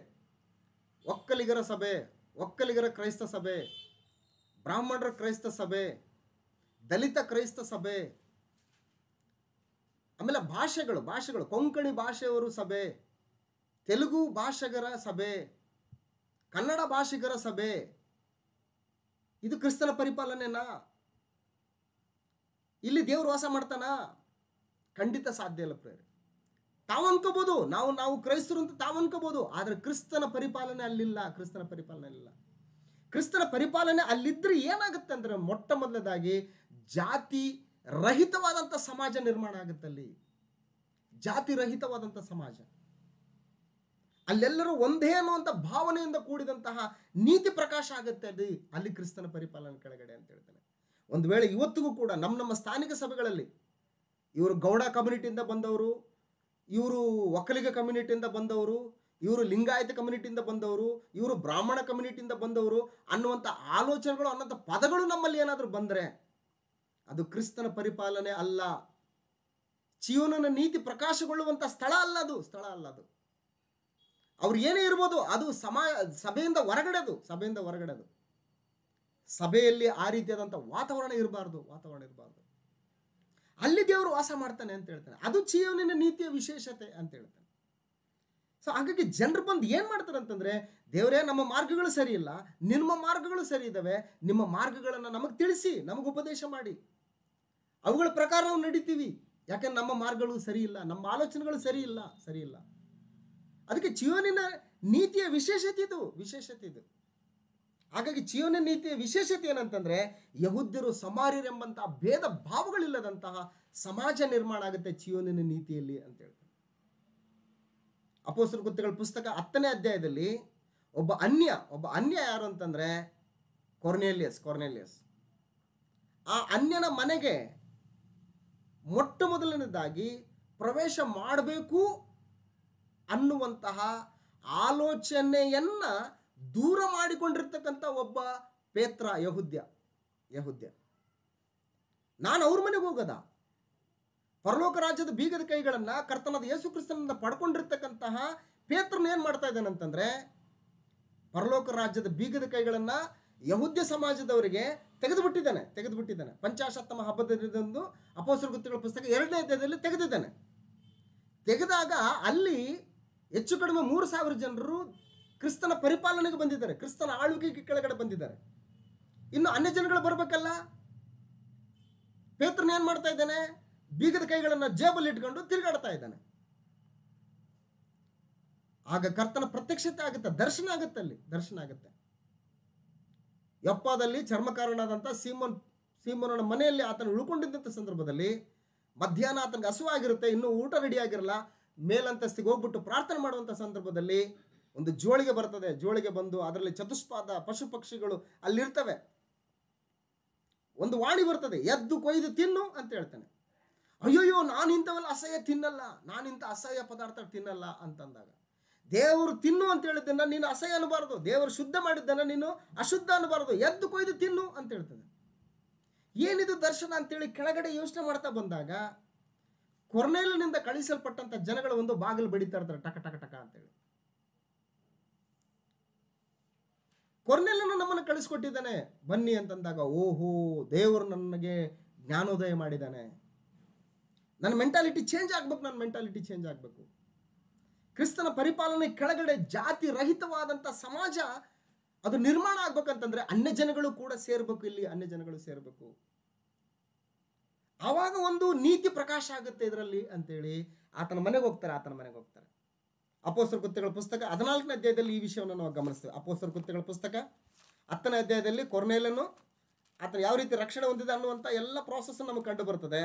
ಅಪೊಸ್ತಲರ ಕೃತ್ಯಗಳ ಪುಸ್ತಕ 14ನೇ ಅಧ್ಯಾಯದಲ್ಲಿ ಈ ವಿಷಯ ಎಲ್ಲ ಆದ ಮೇಲೆ, ಈ ರೀತಿ ಅನ್ಯ ಜನಗಳು ದೇವರ ರಾಜ್ಯದಲ್ಲಿ ಪ್ರವೇಶ ಮಾಡಿದ್ರು, ಚಿಯೋನಿನ ನೀತಿಯನ್ನ ಅವರು ಕಂಡುಕೊಂಡ್ರು, ಆ ನೀತಿಯನ್ನು ಪ್ರಕಾಶ ಪಡಿಸಿದರೆ ಎಂಬಂಥ ಸಂದೇಶವನ್ನ ಯೆರೂಸಲೇಮಿನಲ್ಲಿರ್ತಕ್ಕಂತಹ ಜನಗಳಿಗೆ ಇದು ಮುಟ್ಟಿದಂಥ ಸಂದರ್ಭದಲ್ಲಿ ಏನಾಗ್ತದೆ ಅನ್ನುವಂಥದ್ದನ್ನು ಒಂದು ಸಾರಿ ಗಮನಿಸೋಣ. ಅಪೊಸ್ತಲರ ಕೃತ್ಯಗಳ ಪುಸ್ತಕ 14ನೇ ಅಧ್ಯಾಯ 15ನೇ ವಚನವನ್ನು ಒಂದು ಸಾರಿ ಗಮನಿಸೋಣ. ನಾವು ಮನುಷ್ಯರು, ನಿಮ್ಮಂಥ ಸ್ವಭಾವವುಳ್ಳವರು, ನೀವು ಈ ವ್ಯರ್ಥವಾದ ಕೆಲಸಗಳನ್ನು ಬಿಟ್ಟು ಭೂಮಿ ಆಕಾಶಗಳನ್ನು ಸಮುದ್ರವನ್ನು ಅವುಗಳಲ್ಲಿರುವ ಸಮಸ್ತವನ್ನು ನಿರ್ಮಾಣ ಮಾಡಿದ ಜೀವಸ್ವರೂಪನಾದ ದೇವರ ಕಡೆಗೆ ತಿರುಗಿಕೊಳ್ಳಬೇಕೆಂದು ಸುವಾರ್ತೆಯನ್ನು ನಿಮಗೆ ಸಾರಿ ಹೇಳುವವರಾಗಿದ್ದೇವೆ ಅಂತ ಹೇಳ್ತಾರೆ. ಯಾರು? ಪೌಲ ಮತ್ತು ಬಾರ್ನಬರು. ಇಲ್ಲಿ ಲುಕವನ್ಯ ಭಾಷೆಯಲ್ಲಿ ಕೂಗಾಡ್ತಾ ಇದ್ದಾರೆ ಇವರು. ಕೂಗಾಡಿದಂಥ ಸಂದರ್ಭದಲ್ಲಿ ಬಾರ್ನಬನನ್ನ ದೇವರಂತಲೂ ಪೌಲನು ಮಾತಾಡೋದ್ರಲ್ಲಿ ಮುಖ್ಯನಾದ್ದರಿಂದ ಹೆರ್ಮೆ ದೇವತರಂತೇಳಿ ಅಂತ ಅಂದ್ಕೊಂಡು ಇವರಿಗೆ ಆ ದೇವಸ್ಥಾನದ ಪೂಜಾರಿಗಳು ಎತ್ತುಗಳನ್ನು ಹೂವಿನ ಹಾರಗಳನ್ನು ತಗೊಂಬಂದು ಅವರಿಗೆ ಅರ್ಪಿಸ್ಬೇಕು ಅನ್ನುವಂಥ ಸ್ಥಿತಿಯಲ್ಲಿ ಬರ್ತಾ ಇದ್ದಾರೆ. ಆಗ ಇವ್ರು ಹೇಳಿದಂಥ ಮಾತೇನಂತಂದ್ರೆ, ನಾವು ನಿಮ್ಮಂಗೆ ಮನುಷ್ಯರು ಅಂತ ಹೇಳ್ತಾನೆ.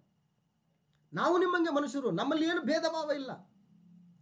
ಕ್ರಿಸ್ತನ ಒಂದು ಆಳ್ವಿಕೆ ಹಿಂಗಿರ್ತದೆ, ಕ್ರಿಸ್ತನ ಆಳ್ವಿಕೆ ಹಿಂಗಿರ್ತದೆ. ಇವನು ಮೇಲು, ಇವನು ಕೀಳು, ಇವನು ಬಡವ, ಇವನು ಶ್ರೀಮಂತ ಅನ್ನುವಂಥ ಭೇದ ಭಾವವಿಲ್ಲದಂಥ ಸಮಾಜ ಕ್ರಿಸ್ತನ ಪರಿಪಾಲನೆ ಕೆಳಗಡೆ. ಇದು ಚಿಯೋನ ನೀತಿಯಲ್ಲಿರ್ತಕ್ಕಂಥ ವಿಶೇಷತೆ ಅಂತ ಹೇಳ್ತಾನೆ. ಹಾಗಾಗಿ ಇಂಥ ಒಂದು ಸಮಾಜ ಎಲ್ಲಿ ಕಂಡು ಬರ್ತದೆ ಅಂತಂದ್ರೆ, ಅದು ಒನ್ ಅಂಡ್ ಓನ್ಲಿ ಎಲ್ಲಿ ಅಂತಂದ್ರೆ ಅದು ಕ್ರಿಸ್ತನ ಪರಿಪಾಲನೆಯ ಕೆಳಗಡೆ, ಕ್ರಿಸ್ತನ ಆಳ್ವಿಕೆಯಲ್ಲಿ ಅಂತ ಹೇಳ್ತಾನೆ. ಅದಕ್ಕೆ ಯೆಶಾಯನ ಬರೆದ ಪ್ರವಾದನ ಗ್ರಂಥ 62ನೇ ಅಧ್ಯಾಯದಲ್ಲಿ ಪರಮತಂದೆ ಹೇಳ್ತಕ್ಕಂಥ ಮಾತು ಏನಂತಂದ್ರೆ, ಚಿಯೋನಿನಲ್ಲಿ ಧರ್ಮವು ಪ್ರಕಾಶಗೊಳ್ಳುವವರೆಗೂ ಕೂಡ, ರಕ್ಷಣೆ ಎಂಬ ದೀವಿಟಿಗೆ ಹೊತ್ತಿ ಪ್ರಕಾಶಿಸುವವರೆಗೂ ಕೂಡ ನಾನು ಸುಮ್ಮನಿರೋದಿಲ್ಲ ಅಂತ ಹೇಳ್ತಾನೆ. ಸುಮ್ಮನಿರೋದಿಲ್ಲ ಅಂತ ಹೇಳ್ತಾನೆ. ಈ ಒಂದು ಪ್ರಕಾಶ ಹೆಂಗಿರ್ತದಂತಂದ್ರೆ ಅನ್ಯ ಜನಗಳಿಗೆ ಪ್ರಕಾಶ ಆಗಿರ್ತದೆ, ಅನ್ಯ ರಾಜರುಗಳಿಗೆ ಇದೊಂದು ಆಶ್ಚರ್ಯಕರವಾದಂಥ ಒಂದು ಕೆಲಸ ಆಗಿರ್ತದೆ ಅಂತ ಹೇಳ್ತಾನೆ. ನಿಮಗೊಂದು ವಿಷಯ ನೆನಪು ಮಾಡಕ್ಕೆ ನಾನು ಇಷ್ಟಪಡ್ತೀನಿ. ಏನಂತಂದ್ರೆ, ಅಮೆರಿಕ ದೇಶದಲ್ಲಿ ಒಂದು ಜಾತಿ ವ್ಯವಸ್ಥೆ ಅನ್ನೋದು ಹೆಂಗಿತ್ತು ಅಂತಂದ್ರೆ, ವೈಟು ಬ್ಲ್ಯಾಕು ಅನ್ನುವಂಥದ್ದಿತ್ತಲ್ಲಿ. ಬಿಳಿಯ ಮತ್ತು ಕರಿಯ ಅನ್ನುವಂಥ ಒಂದು ಭೇದ ಭಾವ. ಬಿಳಿಯರು ಅಂದ್ರೆ ಶ್ರೇಷ್ಠರು, ಕರಿಯರು ಅಂತಂದ್ರೆ ಕನಿಷ್ಠರು ಅನ್ನುವಂಥ ಭೇದ ಭಾವ. ಅದು ಕರ್ರಗಿರ್ತಕ್ಕಂಥವರನ್ನ ಬಹಳ ಕೀಳಾಗಿ ಕಾಣತಕ್ಕಂಥ ಒಂದು ಪರಿಸ್ಥಿತಿ ಅಂದು. ಕ್ರಿಸ್ತನ ಸುವಾರ್ತೆ ಎಂಬ ಪ್ರಕಾಶ ಅಲ್ಲಿ ಉದಯಿಸಿದಾಗ ಇವತ್ತು ನೀವು ಅಮೆರಿಕ ಅಂತ ರಾಷ್ಟ್ರಗಳನ್ನು ನೀವು ನೋಡಿ, ಜಾತಿ ವ್ಯವಸ್ಥೆ ಅನ್ನುವಂಥದ್ದು ಅಷ್ಟಾಗಿ ಕಂಡು ಬರಲ್ಲ ಪ್ರಿಯರೇ. ಇದು ಕ್ರಿಸ್ತನ ನೀತಿ, ಚಿಯೋನಿನ ನೀತಿಯಲ್ಲಿರ್ತಕ್ಕಂಥ ವಿಶೇಷತೆ ಅಂತ ಹೇಳ್ತಾನೆ. ನಮ್ಮ ಭಾರತ ದೇಶದಲ್ಲಿ ಕೂಡ ಕ್ರಿಸ್ತನ ಸುವಾರ್ತೆ ಎಂಬ ಪ್ರಕಾಶ ಒಳದಂಥ ಸಂದರ್ಭದಲ್ಲಿ ಇವತ್ತು ನಿಧಾನಕ್ಕೆ ಈ ಒಂದು ಜಾತಿ ವಿಷಮ ಪರಿಸ್ಥಿತಿ ಅಂತಕ್ಕಂಥದ್ದು ನಿಧಾನಕ್ಕೆ ಕಡಿಮೆ ಆಗ್ತಾ ಇದೆ. ಅದು ಎಲ್ಲಿ ಅಂತಂದ್ರೆ ಕ್ರಿಸ್ತನ ಆಳ್ವಿಕೆಯಲ್ಲಿ ಮಾತ್ರ. ಅದನ್ನು ಬಿಟ್ಟು ಹೊರಗಡೆ ಹೋಗಿ ಇನ್ನೂ ಅದರ ಪ್ರಭಾವ ಇನ್ನೂ ಜಾಸ್ತಿ ಇದೆ. ಇದು ಕ್ರಿಸ್ತನ ಆಳ್ವಿಕೆ ಕೆಳಗಡೆ ಅಂದ್ರೆ ಚಿಯೋನಿನಲ್ಲಿರ್ತಕ್ಕಂತಹ ನೀತಿಯಲ್ಲಿರ್ತಕ್ಕಂಥ ವಿಶೇಷತೆ, ಇದು ವಿಶೇಷತೆ.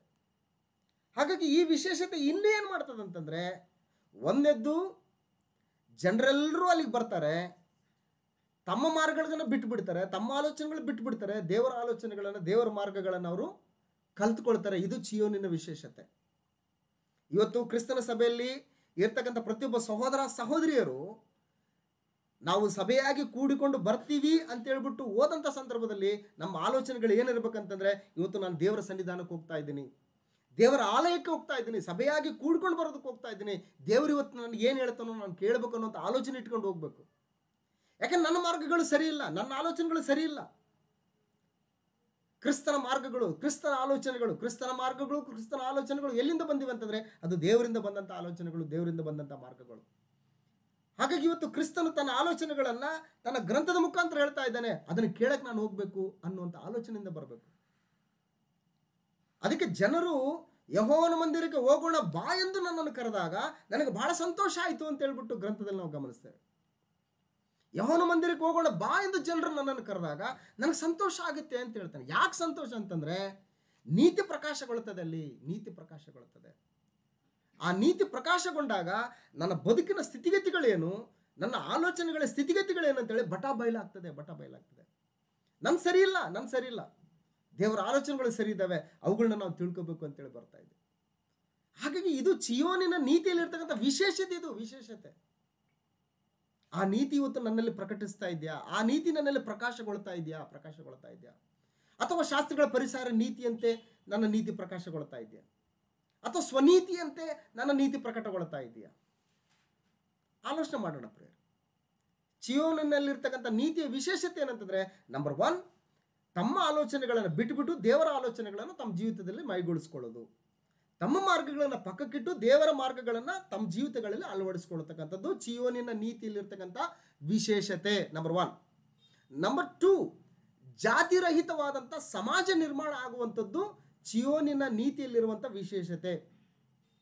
ಯಾರೆಲ್ಲ ಕ್ರಿಸ್ತನ ಆಳ್ವಿಕೆಗೆ ಬರ್ತಾರೋ, ಅಂದರೆ ಕ್ರಿಸ್ತನಲ್ಲಿ ಸೇರುವುದಕ್ಕೆ ದೀಕ್ಷಾಸ್ನಾನ ಮಾಡಿಸಿಕೊಂಡಂಥ ಪ್ರತಿಯೊಬ್ಬರು ಕೂಡ ಈ ಜಾತಿ ಅನ್ನುವಂತಹ ಬೇರನ್ನು ಕಿತ್ತಾಕಿ ನೂತನ ಸೃಷ್ಟಿಯಾಗಿ ಜಾತಿ ರಹಿತವಾದಂತಹ ಸಮಾಜದಲ್ಲಿ ಚೀಯೋನಿನ ನೀತಿಯನ್ನು ಪ್ರಕಾಶಗೊಳಿಸ್ತಕ್ಕಂಥವರು ಚರ್ಚ್ ಆಫ್ ಕ್ರೈಸ್ಟ್, ಕ್ರಿಸ್ತನ ಸಭೆಯವರು ಅಂತ ಹೇಳ್ತಾರೆ. ಅಲ್ಲಿ ಜಾತಿಗಳಿಗೆ ಭೇದ ಭಾವಗಳಿಗೆ ಅಲ್ಲಿ ನೆಲೆ ಇಲ್ಲ, ಜಾತಿ ಭೇದ ಭಾವಗಳಿಗೆ ನೆಲೆ ಇಲ್ಲ. ನಾವೆಲ್ಲರೂ ಒಂದೇ ಅಂತ ಹೇಳುವಂಥದ್ದು. ಇದು ಚೀಯೋನಿನ ನೀತಿಯಲ್ಲಿರ್ತಕ್ಕಂಥ ವಿಶೇಷತೆ ಅಂತ ಹೇಳ್ತಾನೆ. ಇನ್ನು 3ನೇದಾಗಿ ಚೀಯೋನಿನ ನೀತಿಯಲ್ಲಿರ್ತಕ್ಕಂಥ ವಿಶೇಷತೆ ಏನಂತಂದ್ರೆ, ಭಾಷೆಗಳ ಭೇದ ಭಾವಗಳಿಲ್ಲದಂಥ ಸಮಾಜ ಇದು. ಇವತ್ತು ನಾವು ರೋಮನ್ ಕ್ಯಾಥಲಿಕ್ಗಳಲ್ಲಿ ಅಲ್ಲಿ ಇಲ್ಲಿ ನಾವು ಗಮನಿಸಿದಾಗ, ನಾನು ಕೆಲವೊಂದು ನ್ಯೂಸ್ ಪೇಪರಲ್ಲಿ ಗಮನಿಸ್ತಾ ಇದ್ದೇನೆ, ತಮಿಳು ಭಾಷಿಕರು ಕನ್ನಡ ಭಾಷಿಕರು ಮೇಲೆ ಅವರು ದಬ್ಬಾಳಿಕೆ ಮಾಡ್ತಾರಂತೆ, ಅವ್ರನ್ನೇ ಸಪ್ರೇಟಾಗಿ ಕಾಣ್ತಾರಂತೆ, ಇವ್ರನ್ನೇ ಸಪ್ರೇಟಾಗಿ ಕಾಣ್ತಾರಂತೆ. ಮಲಯಾಳಿ ಭಾಷೆ ಮಾತಾಡ್ತಕ್ಕಂಥವ್ರು ಕನ್ನಡ ಭಾಷೆ ಮಾತಾಡ್ತಕ್ಕಂಥವ್ರು ಬೇರೆ ಬೇರೆ ಸಪ್ರೇಟ್ ಅಂತೆ. ಈ ರೀತಿಯಾದಂಥ ಭೇದ ಭಾವಗಳು ಚರ್ಚ್ಗಳಲ್ಲಿ ಕಾಣಿಸ್ತಾ ಇದ್ದಂತೆ. ಅದು ಕ್ರಿಸ್ತನ ಪರಿಪಾಲನೆ ಇರ್ತಕ್ಕಂಥ ಆಳ್ವಿಕೆನ? ಅದು ಚೀಯೋನ ನೀತಿಯನ್ನು ಪ್ರಕಾಶಗೊಳಿಸ್ತಾ ಇದೆಯಾ? ಇಲ್ಲ. ಚೀಯೋನ ನೀತಿಯಲ್ಲಿ ಪ್ರಕಾಶಗೊಂಡ್ರೆ ಅಲ್ಲಿ ಭಾಷಾ ಭೇದಗಳನ್ನುವಂಥದ್ದು ಇರಬಾರ್ದು, ಭಾಷಾ ಭೇದ ಅನ್ನುವಂಥ ಇರಬಾರ್ದು. ಅಪೊಸ್ತಲರ ಕೃತ್ಯಗಳ ಪುಸ್ತಕ 6ನೇ ಅಧ್ಯಾಯದಲ್ಲಿ ಇದೇ ಸಮಸ್ಯೆ ಇದೆ. ಪ್ರಾರಂಭದಲ್ಲಿ ಇದೇ ಸಮಸ್ಯೆ ನಮಗೆ ಕಂಡು ಬರ್ತದೆ. ಅಪೊಸ್ತಲರ ಕೃತ್ಯಗಳ ಪುಸ್ತಕ 6ನೇ ಅಧ್ಯಾಯ ಮುಗಿಸ್ಬಿಡ್ತೀನಿ, ಇನ್ನೊಂದು 5 ನಿಮಿಷ. ಅಪೊಸ್ತಲರ ಕೃತ್ಯಗಳ ಪುಸ್ತಕ 6ನೇ ಅಧ್ಯಾಯದಲ್ಲಿ ವಿಷಯವನ್ನು ಗಮನಿಸಿದರೆ, ಆ ದಿವಸಗಳಲ್ಲಿ ಶಿಷ್ಯರು ಹೆಚ್ಚುತ್ತಾ ಬರಲಾಗಿ ಅವರೊಳಗೆ ಗ್ರೀಕ್ ಭಾಷೆಯವರು ಇಬ್ರಿಯ ಭಾಷೆಯವರ ಮೇಲೆ ದಿನದ ಉಪಚಾರದಲ್ಲಿ ನಮ್ಮ ವಿಧವೆಯರನ್ನು ಸರಿಯಾಗಿ ಪರಾಂಬರಿಸುವುದಿಲ್ಲವೆಂದು ಗುಣಗುಟ್ಟಿದರು. ಗುಣಗುಟ್ಟೋದಕ್ಕೆ ಮೇನ್ ರೀಸನ್ ಏನಂತಂದ್ರೆ ಭಾಷೆ. ಗ್ರೀಕ್ ಭಾಷೆಯವರು ಇಬ್ರಿಯ ಭಾಷೆಯವರ ಮೇಲೆ ಏನು ಮಾಡ್ತಾ ಇದ್ದಾರೆ? ಭೇದ ಭಾವ ಮಾಡ್ತಾ ಇದ್ದಾರೆ. ಓ, ನೀವು ಗ್ರೀಕ್ ಭಾಷೆ ಮಾತಾಡೋರು, ಓ ನಮ್ಮ ಭಾಷೆಯವರು, ಬನ್ನಿ ನಮ್ಮವರು, ವಿಶೇಷವಾದಂಥ ಉಪಚಾರ. ಓ, ನೀವು ಇಬ್ರಿಯ ಭಾಷೆ ಮಾತಾಡೋರು, ಆಮೇಲೆ ಆಗ್ತೀನಿ, ಮೊದಲು ಇವ್ರದ್ದು ಮುಗಿದ್ಬಿಡ್ಲಿ, ಆಮೇಲೆ ಮಾತಾಡ್ತೀನಿ ನಿಮ್ಮ ಜೊತೆ, ಆಮೇಲೆ ಊಟಕ್ಕೆ ಬಡಿಸ್ತೀನಿ ನಿಮಗೆ. ಇದು ಚೀಯೋನ ನೀತಿ ಅಲ್ಲ. ಇದು ಚೀಯೋನಿನ ನೀತಿ ಅಲ್ಲ. ಓ ಬ್ರದರ್, ನಮ್ಮ ಭಾಷೆ ಮಾತಾಡೋರು, ಕನ್ನಡ ಭಾಷೆ ಅವರ, ಓ ಬನ್ನಿ ನಾವು ನೀವು ಒಂದೇ. No, never. ತೆಲುಗು ಮಾತಾಡೋರ, ಅವರವರು ಒಂದೇ. ನೋ, ಅದಲ್ಲ. ಈ ರೀತಿಯಾದಂತಹ ಭೇದ ಭಾವ ಇದ್ರೆ ಅದು ಚೀಯೋನಿನ ನೀತಿ ಅಲ್ಲ. ಇದು ಚೀಯೋನಿನ ನೀತಿ ಅಲ್ಲ. ಭಾಷಾಪರವಾದಂಥ ಭೇದ ಭಾವಗಳಿದ್ರೆ ಚೀಯೋನಿನ ನೀತಿ ಅದಲ್ಲ, ಚೀಯೋನಿನ ನೀತಿ ಅಲ್ಲ. ಇವತ್ತು ನಮ್ಮ ಸ್ಥಾನಿಕ ಸಭೆಗಳಲ್ಲಿ ಅಂತ ಒಂದು ನೀತಿ ಏನಾದರೂ ಇದೆಯಾ? ಒಂದು ವೇಳೆ ಆ ನೀತಿ ಏನಾದರೂ ಇದ್ರೆ ದೇವರು ಸುಮ್ಮನೆ ಬಿಡಲ್ಲ. ಜೀವನ ನೀತಿ ಪ್ರಕಾಶಗೊಳ್ಳುವ ತನಕ ದೇವರು ಸುಮ್ಮನೆ ಇರೋದಿಲ್ಲ ಅಂತ ಹೇಳ್ತಾನೆ. ಅಂತ ಒಂದು ಮನುಷ್ಯನ ನೀತಿ ನಮ್ಮಲ್ಲಿ ಏನಾದರೂ ಇದ್ರೆ, ಅಂತ ಒಂದು ಶಾಸ್ತ್ರಿಗಳ ಪರಿಸರ ನೀತಿ ನಮ್ಮಲ್ಲಿ ಏನಾದರೂ ಇದ್ರೆ, ಅಂತ ಒಂದು ಸ್ವನೀತಿ ನಮ್ಮಲ್ಲಿ ಏನಾದರೂ ಇದ್ರೆ ಅದನ್ನು ಮೊದಲು ತೆಗೆದಾಕಿ ಕ್ರಿಸ್ತನ ನೀತಿ ಅಲ್ಲಿ ಪ್ರಕಾಶಗೊಳ್ಳಬೇಕು. ಅದೇನಂತಂದ್ರೆ ಜಾತಿ ಭೇದ ಭಾವಗಳಿಲ್ಲದಂತಹ ಒಂದು ವಾತಾವರಣ, ಒಂದು ಕುಟುಂಬ, ಅದು ಕ್ರಿಸ್ತನ ಪರಿಪಾಲನೆ ಅಂತ ಹೇಳ್ತಾರೆ. ಹಾಗಾಗಿ ಇದು ಪರಿಸ್ಥಿತಿ ಇದು. ಸೊ ಅನ್ಯ ಜನಗಳೆಂಬಂಥ ಭೇದ ಭಾವ ಇರಬಾರ್ದು ಅಂತ ಹೇಳ್ತಾನೆ. ಕ್ರೈಸ್ತರು ಮತ್ತು ಅನ್ಯ ಜನರು ಅಂತ ಹೇಳ್ತಾನೆ. ರೋಮ ಪತ್ರಿಕೆಯಲ್ಲಿ ಇದೇ ಬಂದಿದ್ರು ಸಮಸ್ಯೆ. ಇಬ್ರಿಯರಿಂದ ಕ್ರೈಸ್ತರಾದವರು ಇದ್ದಾರೆ, ಅನ್ಯ ಜನಗಳಿಂದ ಕ್ರೈಸ್ತರಾದವರು ಇದ್ದಾರೆ. ಕ್ರಿಸ್ತನಲ್ಲಿ ಸೇರಿದಾಗ ಅವರೆಲ್ಲರೂ ಒಂದೇ, ಯಹೂದ್ಯ ಅನ್ಯ ಅನ್ನುವಂಥ ಭೇದ ಭಾವ ಇಲ್ಲ. ರೊಟ್ಟಿ ಮುರಿಯುವಾಗ ಅವರೆಲ್ಲರೂ ಓಕೆ ಓಕೆ ಸರಿ ಅಂತಾರೆ. ಆದ್ರೆ ಒಳಗಡೆ ಏನಿದೆ ಅಂತಂದ್ರೆ ನಾವು ಯಹೂದ್ಯರು ಅಂತ ಕಾಲರ್ ಎಗರಿಸ್ತಾರೆ. ಅಬ್ರಹಾಮನು ನಮ್ಮ ಸಂತತಿಯವನು ಅಂತ ಎಗರಿಸ್ತಾರೆ. ಯೇಸು ಕ್ರಿಸ್ತನು ನಮ್ಮ ಸಂತತಿಯಿಂದ ಹುಟ್ಟಿ ಬಂದದ್ದು ಅಂತ ಹೇಳ್ತಾರೆ. ಧರ್ಮಶಾಸ್ತ್ರವು ನಮಗೆ ಕೊಡಲ್ಪಟ್ಟಿತು ಅಂತ ಹೇಳ್ತಾನೆ. ಅಬ್ರಹಾಮ್, ಇಸಾಕ್, ಯಾಕೋಬ್ ಅವರು ನಮ್ಮ ಮೂಲ ಪಿತೃಗಳು ಅಂತ ಹೇಳ್ತಾರೆ. ಈ ರೀತಿ ಭೇದ ಭಾವಗಳಿದ್ದಾವೆ.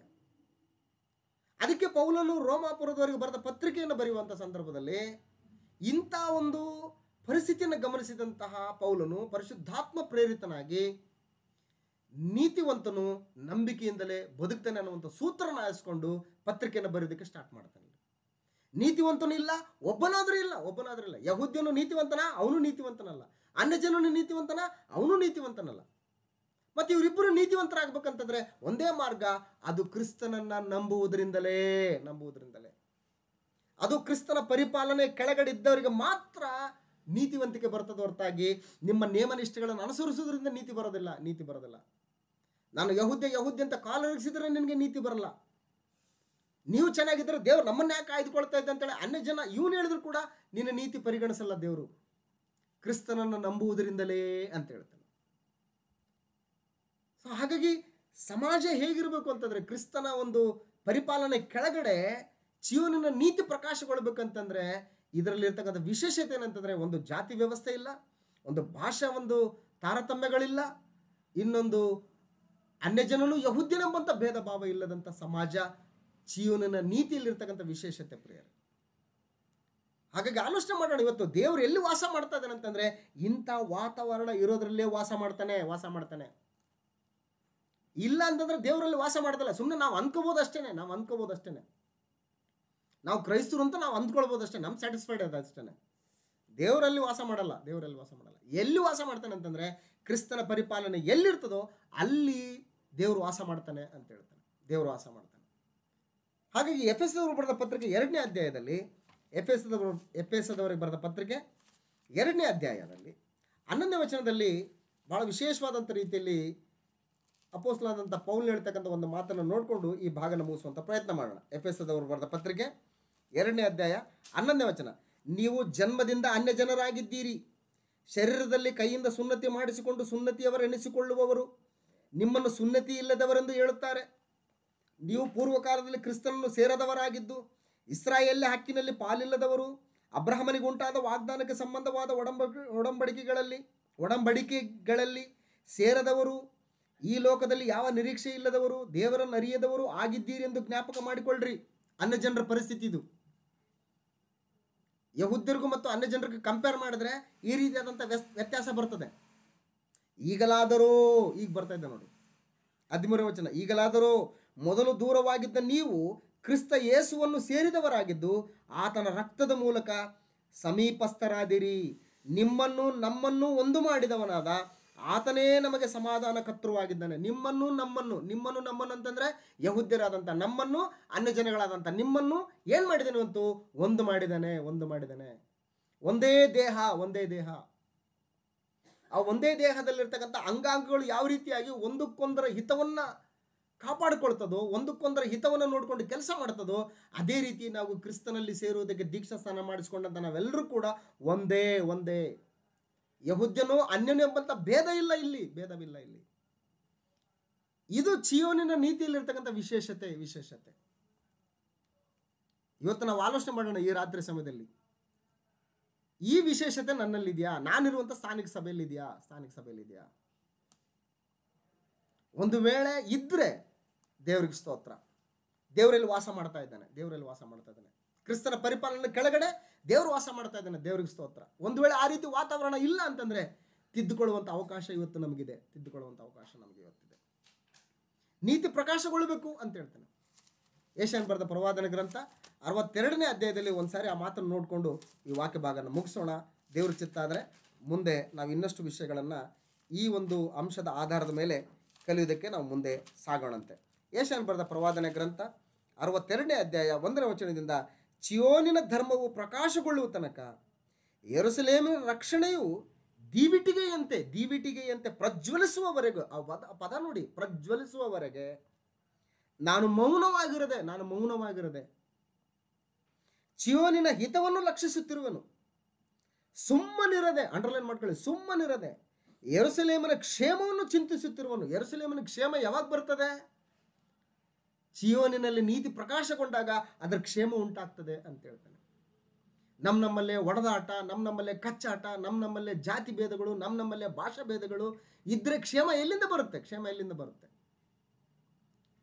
ಹಾಗಾಗಿ ಕ್ರಿಸ್ತನ ಪರಿಪಾಲನೆ ಕೆಳಗಡೆ ಕ್ಷೇಮವನ್ನು ನಾನು ಚಿಂತಿಸ್ತಾ ಇದ್ದೀನಿ. ಕ್ಷೇಮ ಬರಬೇಕು ಅಲ್ಲಿ ಅಂತೇಳಿ ಚಿಂತಿಸ್ತಾ ಇದ್ದೀನಿ. 2ನೇ ವಚನ, ಜನಾಂಗ ಬೇರೆ. ಜನಾಂಗ ಅಂತಂದ್ರೆ ಇಸ್ರಾಯೇಲ್ ಜನಾಂಗ ಅಂತ ಆಗತ್ತೆ.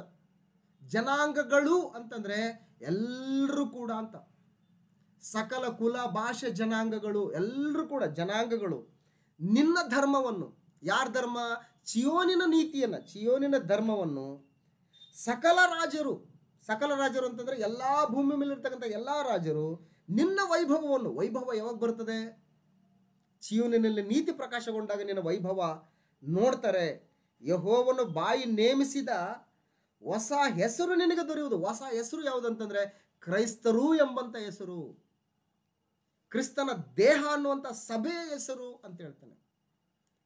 ನಾವು ಚರ್ಚ್ ಆಫ್ ಕ್ರೈಸ್ಟ್, ನಾನು ಸೈಮನ್ ಅಲ್ಲ, Mysuru church of Christ member, Mangaluru church of Christ member, Piriyapatna church of Christ member, Bengaluru church of Christ member. ವ್ಯಕ್ತಿಗಳು ಮುಖ್ಯ ಅಲ್ಲ, ಸಭೆ ಅಂತ ಹೇಳ್ತಾನೆ. ಹೊಸ ಹೆಸರು ನಿನಗೆ ಅಂತ ಹೇಳ್ತಾನೆ. ಆ ಹೊಸ ಹೆಸರು ಏನು ಮಾಡ್ತಾನೆ ಅಂತಂದರೆ ನಿನಗೆ ದೊರೆಯುವುದು. ಆಗ ನೀನು ಹೆಂಗಿರ್ತಿ ಅಂತಂದರೆ, ನೀನು ಯೆಹೋವನ ಕೈಯಲ್ಲಿ ಸುಂದರ ಕಿರೀಟವಾಗಿಯೂ ನಿನ್ನ ದೇವರ ಹಸ್ತದಲ್ಲಿ ರಾಜಶಿರೋವೇಷ್ಟನವಾಗಿಯೂ ಇರುವಿ ಅಂತ ಹೇಳ್ತಾನೆ. ಅಂತ ಅದ್ಭುತವಾದಂಥ ಒಂದು ಚಿಯೋನಿನ ನೀತಿಯ ವಿಶೇಷತೆ ಪ್ರಿಯರೇ. ಹಾಗಾಗಿ ಈ ನೀತಿ ನನ್ನ ಸ್ಥಾನಿಕ ಸಭೆಯಲ್ಲಿ ಪ್ರಕಾಶಗೊಳ್ತಾ ಇದೆಯಾ? ಈ ನೀತಿ ನನ್ನ ದೇಶದಲ್ಲಿ ಪ್ರಕಾಶಗೊಳ್ತಾ ಇದೆಯಾ? ಈ ನೀತಿ ನನ್ನ ಜಿಲ್ಲೆಯಲ್ಲಿ, ನನ್ನ ರಾಜ್ಯದಲ್ಲಿ ಪ್ರಕಾಶಗೊಳ್ತಾ ಇದೆಯಾ ಅನ್ನೋದನ್ನು ಆಲೋಚನೆ ಮಾಡಬೇಕಾಗಿದೆ. ಈ ನೀತಿ ಒಂದಾನೊಂದು ಕಾಲದಲ್ಲಿ ಅಮೆರಿಕ ದೇಶದಲ್ಲಿ ಪ್ರಕಾಶಗೊಂಡು ಅಲ್ಲಿ ಜಾತಿ ವ್ಯವಸ್ಥೆಯನ್ನು ಸಂಪೂರ್ಣವಾಗಿ ನಿರ್ಮೂಲ ಮಾಡುವಂಥ ಹಂತದಲ್ಲಿ ಅದು ಯಶಸ್ವಿಯಾಗಿದೆ. ಈ ಚಿಯೋನಿನ ನೀತಿ ಭಾರತ ದೇಶದಲ್ಲಿ ಪ್ರಕಾಶಗೊಳ್ಳುವುದರ ಮುಖಾಂತರ ಇಲ್ಲಿ ಜಾತಿ ವ್ಯವಸ್ಥೆ ಅನ್ನುವಂಥ ಪರಿಸ್ಥಿತಿ ದಿನದಿಂದ ದಿನಕ್ಕೆ ಕಡಿಮೆ ಆಗ್ತಾ ಇದೆ. ಎಲ್ಲಿ ಅಂತಂದ್ರೆ ಕ್ರಿಸ್ತನ ಪರಿಪಾಲನೆ ಕೆಳಗಡೆ ಮಾತ್ರ. ಇದು ಚಿಯೋನಿನ ನೀತಿಯಲ್ಲಿರ್ತಕ್ಕಂಥ ವಿಶೇಷತೆ ಅಂತ ಹೇಳ್ತಾರೆ. ಈ ವಿಶೇಷತೆಯನ್ನು ಗಮನಿಸೋಣ. ಇನ್ನು ಅನೇಕ ವಿಶೇಷತೆಗಳು ಈ ಚಿಯೋನಿನ ನೀತಿಯಲ್ಲಿ ಅಡಕವಾಗಿದ್ದಾವೆ. ಅವುಗಳು ಏನೆಂಬುದನ್ನು ಮುಂಬರುವ ದಿನಮಾನಗಳಲ್ಲಿ ಇನ್ನಷ್ಟು ಆಳವಾಗಿ ತಿಳಿದುಕೊಂಡು ಆ ನೀತಿ ನಮ್ಮಲ್ಲಿ ಪ್ರಕಾಶಗೊಳ್ಳುವವರೆಗೆ ದೇವರು ಸುಮ್ಮನೆ ಇರಲ್ಲ ಅಂತ ಹೇಳ್ತಾ ಇದ್ದಾನೆ. ನಿರಂತರವಾಗಿ ಆತನ ಕೆಲಸ ಮಾಡ್ತಾ ಇದ್ದಾನೆ ಅಂತ ಹೇಳ್ತಾನೆ. ಹಾಗಾಗಿ ಆತನ ಕೆಲಸ ಮಾಡ್ತಾ ಇದ್ದಾನೆ.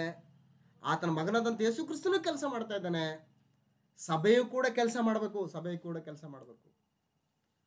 ಆಗ್ಲೇನೆ ನೀತಿ ಪ್ರಕಾಶಗೊಳ್ಳೋದಕ್ಕೆ ಸಾಧ್ಯ. ಅಲ್ಲಿವರೆಗೂ ಸುಮ್ಮನೆ ಇರಬಾರ್ದು.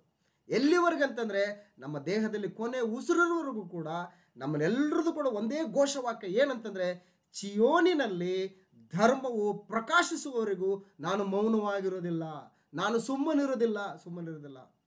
ನನ್ನ ನಡೆಯಿಂದ, ನನ್ನ ನುಡಿಯಿಂದ, ನನ್ನ ಆದಾಯದ ಸಂಪನ್ಮೂಲದಿಂದ ನೀತಿ ಪ್ರಕಾಶಗೊಳ್ಳುವ ತನಕ ನಾನು ಸುಮ್ಮನಿರೋದಿಲ್ಲ. ನಾನು ಮೌನವಾಗಿರೋದಿಲ್ಲ ಅನ್ನುವಂಥ ಆಲೋಚನೆಯನ್ನು, ಅನ್ನುವಂಥ ದೃಢ ನಿಶ್ಚಯವನ್ನು ನಮ್ಮ ಹೃದಯಗಳಲ್ಲಿ ಮಾಡಿಕೊಂಡು ನಮ್ಮ ಸ್ಥಾನಿಕ ಸಭೆಗಳಲ್ಲಿ ಚಿಯೋನ ನೀತಿ ಪ್ರಕಾಶಿಸಲಿಕ್ಕಾಗುವಂಥ ದಿಕ್ಕಿನಲ್ಲಿ, ನಮ್ಮ ದೇಶದಲ್ಲಿ ನೀತಿ ಪ್ರಕಾಶಿಸಲಿಕ್ಕಾಗುವಂಥ ದಿಕ್ಕಿನಲ್ಲಿ, ನಮ್ಮ ರಾಜ್ಯದಲ್ಲಿ ನೀತಿ ಪ್ರಕಾಶಿಸುವಂಥ ದಿಕ್ಕಿನಲ್ಲಿ ದೇವರ ಕೈ ಕೆಳಗೆ ಕ್ರಿಸ್ತನ ಪರಿಪಾಲನೆ ಅಡಿಯಲ್ಲಿದ್ದುಕೊಂಡು ಉತ್ತಮವಾದಂಥ ಕೆಲಸಗಾರರಾಗಿ ನೀತಿಯನ್ನು ಪ್ರಕಾಶಗೊಳಿಸುವುದಕ್ಕೆ ದೇವರು ಕೊಟ್ಟಂಥ ಆಯುಷ್ಕಾಲವನ್ನು ಅವಕಾಶವನ್ನು ಬಳಸಿಕೊಂಡು ನೀತಿಯನ್ನು ನಮ್ಮ ಜೀವಿತದಲ್ಲೇ ಪ್ರಕಾಶಗೊಳಿಸೋಣ, ಸಮಾಜದಲ್ಲಿಯೂ ಪ್ರಕಾಶಗೊಳಿಸುವಂಥ ದಿಕ್ಕಿನಲ್ಲಿ ನಾವು ಮುಂದಕ್ಕೆ ಸಾಗೋಣ ಅಂತೇಳಿ ನನ್ನನ್ನು ಎಚ್ಚರಿಸಿಕೊಂಡು ನಿಮ್ಮನ್ನು ಎಚ್ಚರಿಸಿ ಈ ವಾಕ್ಯ ಭಾಗವನ್ನು ಮುಕ್ತಾಯ ಮಾಡ್ತೀನಿ. ಎಲ್ರಿಗೂ ವಂದನೆಗಳು.